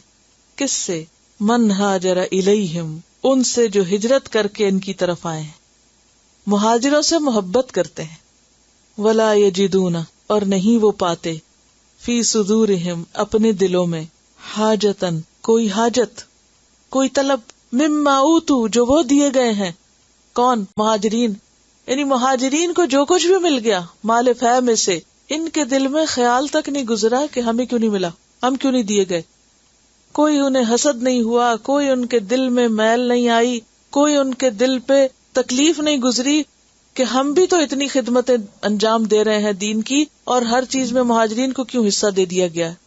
تو اللہ سبحانہ وتعالیٰ نے جہاں ایک طرف مہاجرین کی تعریف کی کہ انہوں نے گھر بار چھوڑے ہیں، قربانیاں کی ہیں، اور دوسری طرف انصار کی تعریف کی کہ یہ ایسے لوگ ہیں کہ جو مہاجرین سے محبت رکھتے ہیں اور اپنے دلوں میں ان کے بارے میں کوئی بھی میل نہیں پاتے.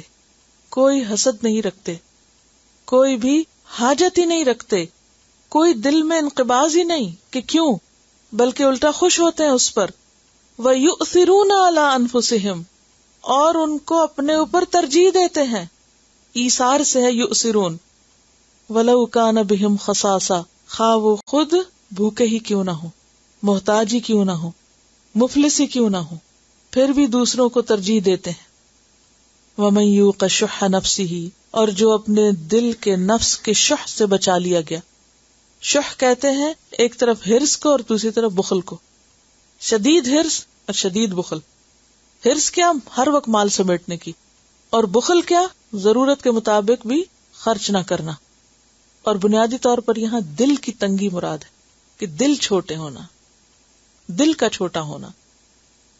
تو جو دل کی تنگی سے بچا لیا گیا فَأُولَئِكَ هُمُ الْمُفْلِحُونَ، تو یہی لوگ دراصل کامیاب ہیں، یہی دراصل فلاح پانے والے ہیں. حضرت ابو ہریرہ رضی اللہ تعالیٰ عنہ کہتے ہیں کہ اس وقت انصار مدینہ نے آپ سے عرض کیا، کب؟ جب وہ ہجرت کر کے آئے تھے، کہ ہم میں اور ہمارے مہاجر بھائیوں میں کھجور کے درخت تقسیم کر دیجئے. یعنی انصار نے اپنے جو مال اور ہر چیز قربان کی تھی. آپ نے فرمایا یہ نہیں ہو سکتا. تب انصار مہاجرین سے کہنے لگے، اچھا ایسا کرو، درختوں کی خدمت تم کرو، ہم پیداوار میں تمہیں شریک بنا لیتے ہیں. تب مہاجر کہتے کہ بہت خوب، ہم نے سنا اور مان لیا. یہ بخاری کی روایت ہے. یعنی جب آپ صلی اللہ علیہ وسلم ہجرت کر کے تشریف لائے تو لوگوں نے اپنے گھر، مال، کاروباروں میں ان کو شریک کیا، تو انہوں نے لٹرلی کہا کہ آدھی آدھی زمینیں لے لو. لیکن آپ نے فرمایا نہیں، یہ ایسا نہیں ہوگا. یعنی کہ یہ خود آفر کر رہے تھے. اور پھر انصار نے کہا کہ اچھا اگر ایسا نہیں تو ٹھیک ہے، پھر تم ہمارے ساتھ کام کرو اور ہم آدھو آدھ کر لیتے، پیداوار میں پھر شریک ہو جاؤ. تو انہوں نے اس پر حامی بھر لی. اور اسی طرح جب بنو نذیر کے اموال فے تقسیم کرنے کی باری آئی تو انصار نے از خود یہ کہا کہ یہ مال مہاجرین میں تقسیم کر دیے جائیں اور ہمارے پہلے نخلستان ہی ہمارے پاس رہنے دیں، بلکہ اگر آپ مناسب سمجھے تو ہم ان میں سے بھی دینے کو تیار ہیں، یعنی ہم اور بھی دے دیں گے. تو یہ تھا وہ ایثار جس کی وجہ سے ان کی یہ تعریف کی گئی. حضرت عمر نے مرتے وقت وصیت کی کہ میرے بعد جو خلیفہ ہو وہ مہاجرین کا حق پہچانے اور انصار کا بھی حق پہچانے، جنہوں نے آپ کی ہجرت سے پہلے مدینہ میں جگہ پکڑی اور ایمان کو سنبھالا. اور خلیفہ کے لیے لازم قرار دیا کہ ان میں سے جو نیک ہوں ان کی قدر کرے اور برے کی برائی سے درگزر کرے، یعنی ان کو کچھ نہ کہے. یہ بخاری کی روایت ہے. حضرت براء بن عازب کہتے ہیں کہ مدینہ میں آپ کے اصحاب میں سب سے پہلے مصعب بن عمیر اور عبداللہ بن ام مکتوم ہمارے پاس آئے. وہ دونوں ہمیں قرآن پڑھاتے رہے. پھر عمار بن یاسر، بلال اور سعد بن ابی وقاص آئے. پھر سیدنا عمر 20 آدمی اپنے ساتھ لیے آئے. اس کے بعد آپ تشریف لائے. آپ کے آنے پر مدینہ والے اتنے خوش ہوئے کہ کبھی نہ ہوئے تھے. بچے اور بچیاں تک یوں کہہ رہے تھے، یہ دیکھو اللہ کے رسول تشریف لائے ہیں. اور وہ کہتے ہیں براء بن عازب کہ میں آپ کی آمد سے پہلے ہی سورۃ الاعلی اور اس جیسی کئی صورتیں پڑھ چکا تھا، یعنی میں پہلے سے مسلمان ہو چکا تھا. تو اس لیے انہی کے بارے میں فرمایا والذین تبوؤا الدار والایمان من قبلہم یحبون من ہاجر الیہم. اور انصار کے لیے بھی تو سراسر قربانیاں ہی قربانیاں تھی نا، کہ اپنے مالوں میں، گھروں میں، کاروباروں میں شریک کرنا، اور پھر کسی موقع پر مہاجرین کے دیے جانے پر راضی ہونا، خوش ہونا اور اپنا بھی دینے کے لیے تیار ہونا. ولا یجدون فی صدورہم حاجۃ مما اوتوا ویؤثرون علی انفسہم ولو کان بہم خصاصہ. اور پھر ومن یوق شح نفسہ فاولئک ھم المفلحون. اور اس میں وہ مشہور واقعہ بھی آپ کو یاد ہوگا کہ جب ایک موقع پر آپ صلی اللہ علیہ وسلم کے پاس کوئی مہمان آیا تو آپ اپنے گھر والوں کو پوچھوا بھیجا کہ ہے کسی کے پاس کچھ، تو کچھ نہیں تھا. تو آپ نے فرمایا آج میرا یہ مہمان کون لے جائے گا؟ تو ایک انصاری جو تھے وہ ان کو اپنے ساتھ لے گئے، اور ان کے گھر میں بس اتنا کھانا تھا کہ یا خود کھاتے یا مہمان کو کھلاتے. تو انہوں نے چراغ بجھا دیا، اپنی بیوی سے کہا اور بچوں کو سلا دیا، اور یوں پریٹینڈ کرتے رہے جیسے کھا رہے ہیں، اور سارا کھانا ان کو کھلا دیا. تو اس پر بھی کہتے ہیں کہ یہ آیت اتری تھی. تو وہ اس خاص مناسبت سے بھی ہو سکتی ہے اور اوور آل سب کے بارے میں، کیونکہ یہ ایک مجموعی مزاج تھا ان کا مہاجرین کے بارے میں کہ وَيُؤْثِرُونَ عَلَىٰ أَنفُسِهِمْ وَلَوْ كَانَ بِهِمْ خَصَاصَةٌ وَمَن يُوقَ شُحَّ نَفْسِهِ فَأُولَئِكَ هُمُ الْمُفْلِحُونَ. اور یہ پیغام ہم سب کے لیے ہے کہ جو دل کی تنگی سے بچا لیا گیا وہی دراصل کامیاب ہونے والے ہیں. نبی صلی اللہ علیہ وسلم نے فرمایا شح سے بچو، کیونکہ شح ہی نے تم سے پہلے لوگوں کو ہلاک کیا. اسی نے ان کو ایک دوسرے کے خون بہانے اور دوسرے کی حرمتوں کو اپنے لیے حلال کرنے پہ اکسایا. اس نے ان کو ظلم پر آمادہ کیا. انہوں نے ظلم کیا اور فجور کا حکم دیا، قطع رحمی کرنے کے لیے کہا اور انہوں نے قطع رحمی کی. یہ مسند احمد کی روایت ہے. حضرت ابو ہریرہ کہتے ہیں کہ حضور صلی اللہ علیہ وسلم نے فرمایا ایمان اور شح کسی کے دل میں جمع نہیں ہو سکتے، یہ دو الگ الگ چیزیں. حضرت ابو سعید خدری کہتے ہیں نبی صلی اللہ علیہ وسلم نے فرمایا دو خصلتیں ہیں جو مسلمان کے اندر جمع نہیں ہو سکتی، ایک ہے بخل اور دوسرے ہے بدخلقی. یعنی مومن بد اخلاق نہیں ہوتا اور بخیل نہیں ہوتا. اور کامیابی کے لیے کیا ضروری ہے کہ انسان دل کی تنگی سے بچے. والذین جاؤوا من بعدہم، اور وہ لوگ جو ان کے بعد آئے. کن کے بعد؟ تابعین، تبع تابعین، یعنی مہاجرین و انصار کے بعد کی جو جنریشنز ہیں، اب ان کی بات ہو رہی ہے جو ان کے نقش قدم پہ چل رہے ہیں. اور یہ کب تک ہے؟ قیامت تک. جو ان کو اپنا رہنما مانتے ہیں، ان کی مثالوں کو فالو کرتے ہیں. یقولون، وہ کہتے ہیں، دعائیں مانگتے ہیں، ربنا اغفر لنا، اللہ ہم کو بخش دے، وَلِإِخْوَانِنَا الَّذِينَ سَبَقُونَا بِالْإِيمَانِ، اور ہمارے ان بھائیوں کو بھی بخش دے جو ایمان پر ہم سے سبقت لے گئے، یعنی پہلے مومن ہوئے، یعنی دور اول میں، پھر اس کے بعد، یعنی آج سے پہلے جتنی بھی جنریشنز گزری ان میں سے جو لوگ ہم سے پہلے مسلمان گزرے تو ان سب کو بھی بخش دے. پیچھے شح سے بچنے کے لیے کہا گیا، یہاں اس کی عملی مثال کہ جس کا دل شح سے پاک ہوتا ہے وہ ہر ایک کی خیر اور بھلائی چاہتا ہے. وہ دوسرے ایمان والوں کے لیے کیا مانگتا ہے؟ بخشش مانگتا ہے. یہ ہے بڑے دل کی علامت کہ آپ صرف اپنی جنت کے حریص نہ ہوں، صرف اپنے لیے خیر نہ چاہیں، بلکہ ہر ایک کی خیر چاہیں. ان کی بھی جن کو آپ نے دیکھا ہی نہیں، گزر چکے، سبقونا، ہم سے آگے نکل گئے، بالایمان، ایمان لانے میں. ولا تجعل فی قلوبنا غلا للذین آمنوا، اور اے اللہ ہمارے دلوں میں ایمان والوں کے لیے غل نہ چھوڑ، کوئی غل نہ ہو ہمارے دلوں میں ایمان والوں کے لیے. غل کیا ہوتی ہے؟ پیچھے آپ یہ لفظ پڑھ چکے ہیں اس کا روٹ، وَمَن يَغْلُلْ يَأْتِ بِمَا غَلَّ يَوْمَ الْقِيَامَةِ. غل کہتے ہیں کینے کو، بغض کو، اور اغلال کس کو کہتے ہیں؟ توق کو. کیونکہ کینہ اور حسد اور دوسرے کے بارے میں نفرت، یہ کیا ہے؟ دلوں کے توق ہیں جو دل کو کیا کرتے ہیں؟ جکڑ پکڑ کے رکھتے ہیں. کسی وقت بندہ فارغ ہی نہیں ہوتا. اور اسی طرح غل کا لفظ جو ہے نا، خیانت کے لیے بھی آتا ہے. بیسیکلی غل جو ہوتی ہے نا، پوشیدہ دشمنی ہوتی ہے، یعنی دل میں چھپی ہوئی نفرت اور حسد اور بغض اور بدگمانی اور برائی. کہ آپ کسی سے ملیں تو سامنے تو سلام دعا کریں، لیکن اندر سے اس کے لیے دل صاف نہ ہو، اندر سے اس کے لیے دل میں میل ہو، اندر سے برائی ہو. تو یہ اندر کی جو تنگی ہے اور اندر کا جو حسد ہے اور اندر کی جو نفرتیں ہیں، یہ کیا ہے؟ دراصل بیڑیاں، توق. اسی سے گھٹن، اسی سے ڈپریشن اور اسی سے اور بہت سی خرابیاں جنم لیتی ہیں. یہ چیز انسان کے سکھ، سکون، چین، خوشی، راحت، اطمینان، قناعت، ان سب چیزوں کو ختم کر دیتی. تو جو کسی کے لیے بھلائی مانگتا ہے اس کا اپنا دل کیا ہو جاتا ہے؟ غل سے صاف ہونے لگتا ہے. وہ کہتے ہیں یا رب ہمارے دل میں کسی کے لیے بھی میل نہ رکھ، کوئی غل نہ رکھ، کوئی نفرت حسد نہ رکھ، ہمارے دل سب کی طرف سے صاف ہو. ربنا انک رؤوف الرحیم، اے ہمارے رب تو ہی رؤوف الرحیم، تو بے حد شفیق مہربان ہے. تو بیسک تھیم کیا ہے سورت کا؟ دین کی مدد، دین کی خدمت. اور اس کے لیے کیسا اخلاق چاہیے؟ دلوں کی صفائی چاہیے، دلوں کی محبت چاہیے. اور آج مسلمانوں کے اندر وہی باقی نہیں رہا. چھوٹی چھوٹی باتوں پر ہم دوسروں کے خلاف دل میلے کر لیتے ہیں، اور پھر چھوٹی چھوٹی باتوں کو اتنا پالتے اور اتنا بڑھاتے ہیں کہ وہ کہیں ختم نہیں ہوتا. پھر اللہ کی مدد کہاں سے آئے؟ کیوں آئے؟ کیسے آئے؟ ان لوگوں کی مدد اللہ نے کیوں کی تھی؟ کیونکہ ان کے اندر یہ اخلاق تھا. اور پھر ان کے بعد کی جنریشنز بھی جو اس اخلاق کی حامل رہیں، جن کے دل بڑے تھے، ان پر اللہ کی رحمتیں ہوئیں، ان کے لیے اللہ رؤوف الرحیم ہوا. اور جن کے دل چھوٹے تھے پھر وہ کچھ نہ کر سکے. اور اس کے بارے میں وہ حدیث جو سنن نسائی میں آتی ہے، حضرت انس کہتے ہیں کہ آپ صلی اللہ علیہ وسلم کے ساتھ ہم بیٹھے ہوئے تھے تو آپ نے فرمایا اب تمہارے پاس ایک ایسا شخص آئے گا جو اہل جنت میں سے. دوسرے دن پھر ایسے ہی ہوا، آپ نے فرمایا کہ ابھی تمہارے پاس ایک شخص آئے گا جو جنت والوں میں سے.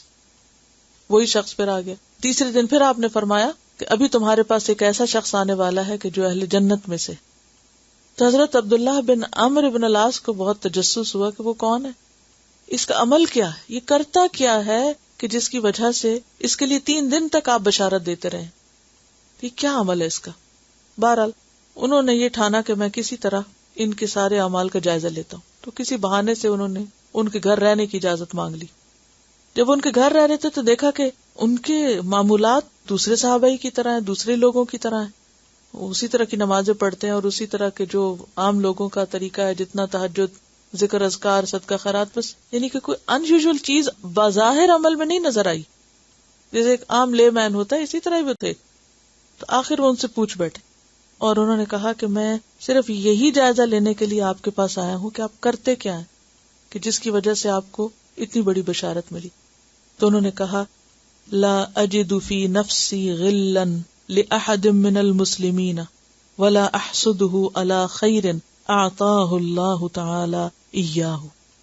لا اجد فی نفسی غلا، میں اپنے دل میں کسی کے لیے غل نہیں پاتا، کوئی بغض حسد نہیں پاتا، من المسلمین، مسلمانوں میں سے، ولا احسده علی خیر، اور نہ میں حسد کرتا ہوں کسی خیر پر، آتاہ اللہ تعالی، جو اس کو اللہ نے عطا کی، اللہ سبحانہ وتعالی نے، ایاہ، اسی کو، یعنی جو خیر، خوبی، بھلائی، اچھائی کسی کو اللہ نے دی ہو، میں اس پر ہرگز بھی ناراض نہیں ہوتا، نہ حسد کرتا ہوں، نہ برا مناتا ہوں، اور نہ کسی کے لیے دل میں نفرت رکھتا ہوں.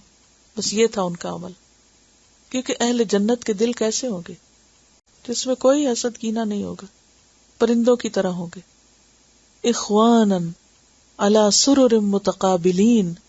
لیکن آج ایسے دل کہاں ہیں؟ یہ صرف اس صورت میں ہو سکتا ہے کہ جب انسان کے لیے اللہ کی ذات ہر چیز سے بڑی ہو جائے، جب انسان ہر کام صرف اللہ کے لیے کرے، کسی پر احسان جتانے کے لیے نہیں، اور نہ کسی نیکی کا کوئی صلہ اور بدلہ کسی سے مانگے. جب ہم توقع رکھنے لگتے ہیں نا، کسی سے ایکسپیکٹ کرنے لگتے ہیں کہ ہم نے اس کے ساتھ یہ کیا، وہ ہمارے ساتھ یہ کرے، اور وہ نہیں کرتا، تو پھر کیا آتا ہے ہمارے دل میں؟ پھر ہمیں غصہ آتا ہے، پھر ناراضگی آتی ہے، پھر بدگمانی آتی ہے، پھر نفرت آتی ہے، حسد آتی ہے، پھر سب کچھ شروع ہو جاتا ہے. جب ہمارے کام اللہ کے لیے خالص ہوں گے تو پھر بندوں سے بے نیاز ہوں گے. پھر بندے ہمارے ساتھ اچھا کریں تو بھی ہم اچھا کریں گے، اگر وہ ہمارے ساتھ اچھا نہ بھی کرے تب بھی ہم اچھا کرتے رہیں گے. اس کے بغیر اچھا نہیں ہو سکتا. یعنی یہ معیار کیوں دیا گیا کہ غل سے پاک ہو، شح سے پاک ہو دل؟ کیونکہ جہاں اخلاص ہوگا، جہاں ہر چیز اللہ کی خاطر. آج کے مسلمانوں کا اخلاق کیا ہے؟ ذرا کسی بھی دین، دنیا یا کسی بھی بھلائی یا خیر میں کوئی آگے بڑھنے لگے تو باقی لوگوں کا رویہ کیا ہوتا ہے؟ سب ٹانگ کھینچنے لگتے ہیں پیچھے سے. پھر فرمایا الم تر الی الذین نافقوا، کیا تم نے دیکھا ان لوگوں کو جنہوں نے منافقت اختیار کی؟ اب ان کا کردار بتایا جا رہا ہے، یعنی ایک طرف حزب اللہ کا کردار اور دوسری طرف حزب الشیطان کا، کہ ان کا دیکھو کیا طریقہ رہا اس سارے کشمکش میں. یقولون لاخوانہم، کہتے ہیں اپنے بھائیوں سے، اہل کتاب کی طرف اشارہ ہے. الذین کفروا من اہل الکتاب، وہ جنہوں نے کفر کیا اہل کتاب میں سے. کیا کہتے ہیں؟ لئن اخرجتم، اگر تم نکالے گئے، لنخرجن معکم، ہم بھی ضرور نکلیں گے تمہارے ساتھ. ولا نطیع، اور نہ ہم اطاعت کریں گے، فیکم، تمہارے معاملے میں، احدن، کسی کی. کس کی طرف اشارہ کر رہے ہیں؟ رسول اللہ صلی اللہ علیہ وسلم کی طرف، کہ ہم رسول اللہ کی بات نہیں مانیں گے تمہارے معاملے میں، ابدن، کبھی بھی. تو ایسا شخص مسلمان کہاں سے جو اطیع الرسول نہ کرے. وَإِن قُوتِلْتُمْ، اور اگر تم سے جنگ کی گئی، لَنَنْصُرَنَّكُمْ، البتہ ہم ضرور مدد کریں گے تمہاری، ہم تمہارے ساتھ ہیں. وَاللَّهُ يَشْهَدُ إِنَّهُمْ لَكَاذِبُونَ، اور اللہ گواہی دیتا ہے بے شک وہ البتہ جھوٹے ہیں. کیوں؟ اس لیے کہ لا الہ ہؤلاء ولا الہ ہؤلاء، نہ ان کے مخلص ہیں نہ ان کے مخلص ہیں، نہ ان کے لیے سچے ہیں نہ ان کے لیے سچے ہیں. یہ صرف مفاد پرست ہے. کیونکہ مدینہ میں یہود کی پوزیشن جو تھی کافی مضبوط تھی، مادی اعتبار سے، مالی اعتبار سے، اور اپنے رہن سہن کے اعتبار سے. تو ایک طرف جہاں یہ مسلمانوں سے جنگ بدر کے بعد فائدے سمیٹنا چاہتے تھے تو وہاں دوسری طرف یہود کو بھی ناراض نہیں کرنا چاہتے تھے. لہٰذا جو ہی ان کو الٹیمیٹم ملا تو ان کو بھی ایک خیر سگالی کا پیغام بھیج دیا, تم بھی خوش رہنا ہم سے کہ اگر تم کامیاب ہو گئے تو ہم تمہارے وفادار ہیں. اور انہیں کیا کہا تھا, ہم 2000 لوگ لے کر آئیں گے تمہاری مدد کو, بنو قریظہ بھی آئیں گے, بنو غطفان بھی آئیں گے, تم ڈٹ جاؤ, ہتھیار نہ ڈالو. اور وہ یہود جو نکل رہے تھے مدینہ سے امن کے ساتھ, وہ جم گئے. یہ ہوتے ہیں آستین کے سانپ. لئن اخرجوا, البتہ اگر وہ نکالے گئے, لا یخرجون معہم, یہ ان کے ساتھ بالکل نہیں نکلیں گے. کون؟ منافقین. اور کہاں نکلے تھے؟ تاریخ گواہ ہے بالکل نہیں نکلے ان کے ساتھ. چاہیے تھا نا جب وہ اپنا سامان لاد کے لے جا رہے تھے تو یہ بھی چلے جاتے, خاص کم جہاں پاک, لیکن نہیں گئے. وَلَئِن قُوتِلُوا, اور اگر وہ جنگ کیے گئے, لا ينصرونہم, تو یہ ان کی مدد نہیں کریں گے, آگے نہیں بڑھیں گے. وَلَئِن نَصَرُوهُمْ, اور البتہ اگر مدد کی بھی ان کی, لَيُوَلُّنَّ الْأَدْبَارَ, البتہ ضرور پھیر جائیں گے پیٹھیں, کیونکہ ان کے اندر دل جمی ہے ہی کوئی نہیں. ثُمَّ لَا يُنصَرُونَ, پھر وہ مدد نہ دیے جائیں گے. لَأَنْتُمْ أَشَدُّ رَهْبَةً فِي صُدُورِهِمْ, لَأَنْتُمْ, البتہ تم, کون؟ مسلمان. یعنی اے مسلمانوں, البتہ تم, یقیناً تم, اشد, زیادہ شدید ہو, رہبتاً, خوف میں, ڈر میں, فی صدورہم, ان کے دلوں میں, من اللہ, اللہ سے بڑھ کر. منافقین کے دلوں میں اللہ سے بڑھ کر بندوں کا ڈر تھا. یہ ہوتی ہے منافقت. کیونکہ اللہ کے مقابلے میں, حالانکہ اللہ تو سب سے بڑا ہے, اللہ کے مقابلے میں بندوں کا ڈر کب آتا ہے اور کیوں آتا ہے؟ کیونکہ بندے نظر آتے ہیں نا, اللہ نظر نہیں آتا, بندے سامنے ہوتے ہیں. اور آپ دیکھیے کہ عام طور پر مسلمانوں کے اندر بھی یہ جملہ کتنا عام ہے, لوگ کیا کہیں گے, لوگ نہیں چھوڑیں گے, لوگ کیا سوچیں گے. کس قدر لوگوں کا ڈر ہے. کوئی کام ہمیں اللہ کی مرضی کا کرنا ہو تو ہم یہ سوچ کے تھوڑی کر لیتے ہیں کہ اللہ نے کہا تو کرنا ہے, تو کرنا ہے نا, اللہ کا حکم ہے. کیا سوچنے بیٹھ جاتے ہیں, لوگ کیا کہیں گے, سوسائٹی کیا کہے گی, لوگوں کی نظر میرا کیا مقام رہے گا. لَأَنْتُمْ أَشَدُّ رَهْبَةً فِي صُدُورِهِمْ مِنَ اللَّهِ, یہ بھی ایمان کی کمزوری ہوتی ہے کہ بندہ بندوں سے ڈرے اور اللہ سے نہ ڈرے.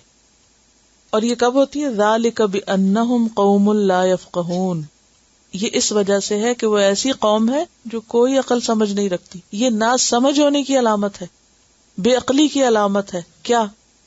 بندوں کا ڈر اور اللہ کا ڈر نہ ہونا, یا بندوں سے ڈرنا اللہ سے بڑھ کر. قوم لا یفقہون, تو پھر جو واقعی سمجھ رکھتے ہو دین کی, ان کے اندر سے تو یہ چیز نکل جانی چاہیے نا, ان کے اندر تو یہ پختگی آ جانی چاہیے کہ بندے کیا کر سکتے ہیں, بندے کیا بگاڑ سکتے, کچھ بھی نہیں. ان کے ہاتھ میں کیا ہے, کچھ بھی نہیں. سارے خزانے تو اللہ کے ہاتھ میں, کوئی کیا کر سکتا ہے. لَأَنْتُمْ أَشَدُّ رَهْبَةً فِي صُدُورِهِمْ مِنَ اللَّهِ ذَلِكَ بِأَنَّهُمْ قَوْمٌ لَا يَفْقَهُونَ لَا يُقَاتِلُونَكُمْ جَمِيعًا. اچھا, ایسا کیوں ہوا تھا کہ انہوں نے بڑے بڑے دعوے کیے اور پھر مدد ہی نہیں کی اور ساتھ ہی نہیں دیا اور پوچھا ہی نہیں, خبر ہی نہیں لی؟ کیوں ایسے ہوا؟ کیونکہ یہ اتحاد منفی بنیاد پہ تھا, نبی صلی اللہ علیہ وسلم کی مخالفت میں تھا. صرف وہ اتحاد قائم رہتا ہے جو مثبت بنیادوں پر ہوتا ہے. یعنی منافقین اور یہود کا اتحاد باقی کیوں نہ رہا, وہ ساتھ کیوں نہ گئے, ساتھ کیوں نہ دیا, مدد کو کیوں نہ آئے؟ کیونکہ ان کے اتحاد اور دوستی کی بنیاد کس پر تھی؟ منفی جذبات پر. صرف ایک ری ایکشن میں یہ کر رہے تھے. تو جو اتحاد کبھی بھی کہیں بھی منفی بنیادوں پہ, وہ کبھی بھی قائم نہیں رہتا. صرف وہ اتحاد باقی رہتا ہے جس میں مثبت مقصد ہو, مثبت بنیاد ہو, کوئی واقعی پازیٹو کام کرنا ہو. اکثر آپ نے سنا, پڑھا, دیکھا ہوگا کہ چور ڈاکوؤں کا بھی اتحاد ہوتا ہے, لیکن وہ منفی بنیادوں پر ہوتا ہے نا, تو پھر کیا ہوتا ہے, کچھ عرصے کے بعد پھوٹ پڑ جاتی, پھر ایک دوسرے کو مار ڈالتے. اسی طرح مختلف مواقع پر لوگوں کے درمیان انجمنیں بنتی ہیں, تنظیمیں بنتی ہیں, لوگ اکٹھے ہوتے ہیں, مقصد ایک نہیں ہوتا, لہذا زیادہ دن ساتھ نہیں چل سکتے. جب ذاتی مفادات کو زد پڑتی ہے یا کوئی مرضی کے خلاف بات ہوتی ہے تو پھر کیا ہوتا ہے, سارا مقصد پیچھے دھرا رہ جاتا ہے, کیونکہ اپنی ذات کے لیے ہوتا ہے نا. جو کام اللہ کے لیے ہو وہ کسی بھی قیمت پر انسان نہیں چھوڑتا, اور جو کام دنیا کے لیے ہو تو دنیا کے فائدے کے ساتھ ہی وہ کام بھی بہہ جاتا ہے, ختم ہو جاتا ہے. دیکھیں جس کے سامنے آخرت کا فائدہ ہو وہ کبھی اپنے مقصد کو چھوڑ سکتا ہے؟ کسی بھی قیمت پہ چھوڑ دے گا؟ نہیں. وہ تنہا بھی رہ جائے گا تو نہیں چھوڑے گا, کوئی اس کا ساتھ نہ بھی دے تو بھی نہیں چھوڑے گا. تو یہاں ایک اور چیز بتا دی گئی کہ دین کی خدمت کے لیے کیا چاہیے؟ مثبت بنیاد چاہیے, سچی نیت اور اخلاص چاہیے, اور اللہ کے لیے کام کرنے کا جذبہ چاہیے. جس کے سامنے اللہ کی ذات ہے نا, اسے کوئی دوسرا چاہیے نہیں ہوتا. پھر فرمایا لا یقاتلونکم جمیعا, نہیں وہ جنگ کریں گے تم سے سب مل کر, الا فی قرم محصنۃ, مگر قلعہ بند بستیوں میں, او من وراء جدر, یا دیواروں کی آڑ میں. ورا کا مطلب آڑ, جدر جدار کی جمع. یہ تم سے جنگ نہیں کر سکتے مگر جب وہ محفوظ ہوں, جب وہ سیکیورڈ ہوں, پھر یہ ان کا اتحاد ہوگا. بأسہم بینہم شدید, ان کی آپس کی جنگ اور پھوٹ بڑی سخت ہے, دل سخت پھٹے ہوئے ان کے آپس میں, یہ ایک دوسرے کو اندر سے کاٹ کھانے کو دوڑتے ہیں. اس طرف اوپر اوپر سے اتحاد نظر آتا ہے ان کا. تحسبہم جمیعا, تم ان کو اکٹھا سمجھتے ہو, وقلوبہم شتیٰ, ان کے دل پھٹے ہوئے ہیں. شتیٰ شتیت کی جمع. اور آج کے دور میں دینی کام اسی طرح ہو رہے ہیں نا, مختلف دین کے نام پہ بننے والی تنظیمیں اسی چیز کا شکار ہیں. بأسہم بینہم شدید تحسبہم جمیعا وقلوبہم شتیٰ. دین کی خدمت کہاں سے کریں گے کہ جب اپنے ذاتی مفادات سامنے ہوں, نیتیں خراب ہوں, انا ساتھ ہو, پھر اتحاد کس چیز پہ ہوگا؟ پھر تو انسان صرف اس چیز پہ راضی ہو سکتا ہے نا جو اس کی مرضی کے مطابق ہو. جہاں مرضی کے خلاف کوئی چیز ہوگی سب ختم, اصل مقصد بھول جائے گا. تو دین کی حمایت اور نصرت اور مدد نہیں ہو سکتی. ذالک بانہم قوم لا یعقلون, یہ اس وجہ سے ہے کہ وہ لوگ عقل ہی نہیں رکھتے, بے عقل لوگ ہیں. اس سے آپ دیکھیے کہ عقل کا استعمال ہر جگہ ضروری ہے. باہمی اتحاد بھی عقل کی بنیاد پر ہوتا ہے, اور عقل ہی ایک ایسی چیز ہے جو خدا سے خوف کرنا بھی سکھاتی ہے. جب انسان واقعی عقل سے سوچے کہ بڑا کون ہے, ڈرنا کس سے چاہیے, تو خوف خدا عقل مند کے حصے میں آتا ہے, اور باہمی اتحاد بھی عقل ہی کے نتیجے میں آتا ہے. اور جو جتنا عقل مند ہوگا اس کے تعلقات اللہ سے اور بندوں سے اتنے ہی اچھے ہوں گے. جو جتنا عقل مند ہوگا اس کے تعلقات اللہ سے اور بندوں سے اتنے ہی اچھے ہوں گے. کمثل الذین من قبلہم, ان کی مثال ان کی طرح ہے جو ان سے پہلے گزرے, قریباً قریب ہی. کمثل الذین من قبلہم قریباً ذاقوا وبال امرہم, انہوں نے اپنے کیے کا مزہ چکھا. وبال کہتے ہیں سختی کو, ناگواری کو. وَلَهُمْ عَذَابٌ أَلِيمٌ, اور ان کے لیے ہے عذاب دردناک. یعنی ان سے کچھ عرصہ پہلے جو قومیں گزری, ان پر جو گزرا وہی ان پر گزر رہا ہے, اور ان کی مثال بھی ویسے ہی ہے. اور ان سے پہلے قریب کے دور میں بنو قینقاع دربدر کیے گئے تھے. کمثل الشیطان, مانند مثال شیطان کے. اذ قال للانسان اکفر, جب وہ کہتا ہے انسان سے کہ کفر کرو. فلما کفر, پھر جب وہ کفر کر لیتا ہے, قال انی بری منک, کہتا ہے میں تجھ سے بری ذمہ ہوں. انی اخاف اللہ رب العالمین, بے شک میں تو اللہ سے ڈرتا ہوں جو رب العالمین ہے. یعنی یہ منافقین اہل کتاب کا جو ساتھ دے رہے تھے, یہ ساتھ کیسا تھا؟ جیسا شیطان نے جنگ بدر سے پہلے اہل مکہ کا ساتھ دیا تھا, جس میں نے پہلے عرض کیا نا کہ سورۃ انفال, اور اس میں بہت مماثلت آپ کو ملے گی. وہاں پر آتا ہے نا کہ شیطان نے کہا تھا وَإِنِّي جَارٌ لَكُمْ, میں تمہارا مددگار ہوں. تو یہاں پر شیطان کی مثال کس لیے دی گئی؟ کیونکہ شیطان انسان کو بہت فریب دے کر, لالچ دے کر اپنا بناتا ہے. اسی لیے آپ دیکھیں کہ ہر گناہ کے اندر ایک لذت چھپی ہوئی ہوتی ہے, کہیں دل کی مرضی, کہیں نفس کی خواہش, کہیں, یعنی شیطان ہمیشہ گناہوں کو, غلط کاموں کو انتہائی خوبصورت بنا کے پیش کرتا ہے.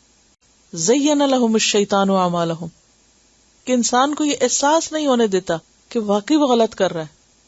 کمثل الشیطان اذ قال للانسان اکفر فلما کفر قال انی بری منک, جب انسان کفر کر بیٹھتا ہے کہتا میں تو تجھ سے بری ذمہ ہوں. انی اخاف اللہ, میں تو اللہ سے ڈرتا ہوں, رب العالمین جو رب العالمین ہے. اور وہ جو اس سے ملتی جلتی آیت تھی وَإِذْ زَيَّنَ لَهُمُ الشَّيْطَانُ أَعْمَالَهُمْ وَقَالَ لَا غَالِبَ لَكُمُ الْيَوْمَ مِنَ النَّاسِ وَإِنِّي جَارٌ لَكُمْ فَلَمَّا تَرَاءَتِ الْفِئَتَانِ نَكَصَ عَلَى عَقِبَيْهِ وَقَالَ إِنِّي بَرِيءٌ مِّنكُمْ انی ارا ما لا ترون انی اخاف اللہ واللہ شدید العقاب. یہ جنگ بدر کے موقع پر اس نے کیا تھا نا. فکان عاقبتہما، تو ہوا ان دونوں کا انجام. کن دونوں کا؟ گمراہ کرنے والے کا اور ہونے والے کا، بہکانے والے اور بہکنے والے کا. انہما فی النار، کہ وہ دونوں ہی آگ میں ہیں. خالدین فیہا، ہمیشہ رہنے والے ہیں اس میں. خالدین کیوں آیا؟ تسنیہ کی وجہ سے. وذالک جزاء الظالمین، اور یہی جزا ہے ظالموں کی، یہی بدلہ ہے ظالموں کا. ذاقوا وبال امرہم، یہ جنگ بدر ہی کی طرف اشارہ ہے، جب پیغمبر کے مقابلے میں اب مکہ والوں میں سے جو لوگ مخالفت پہ اترے اور جنگ کے لیے آئے، انہوں نے مزہ چکھا اپنے کیے کا. اور اس کے بعد یہاں اہل کتاب میں سے جن لوگوں نے آپ کی مخالفت کی، ان کا انجام بتایا جا رہا ہے. تو یہ اصل میں وہی طریقہ ہے جو پہلی قوموں میں گزر چکا ہے، کہ پیغمبر کی مخالفت کرنے والے ہمیشہ مغلوب ہوئے. سبحانک اللہم و بحمدک نشہد ان لا الہ الا انت نستغفرک و نتوب الیک. السلام علیکم و رحمۃ اللہ وبرکاتہ.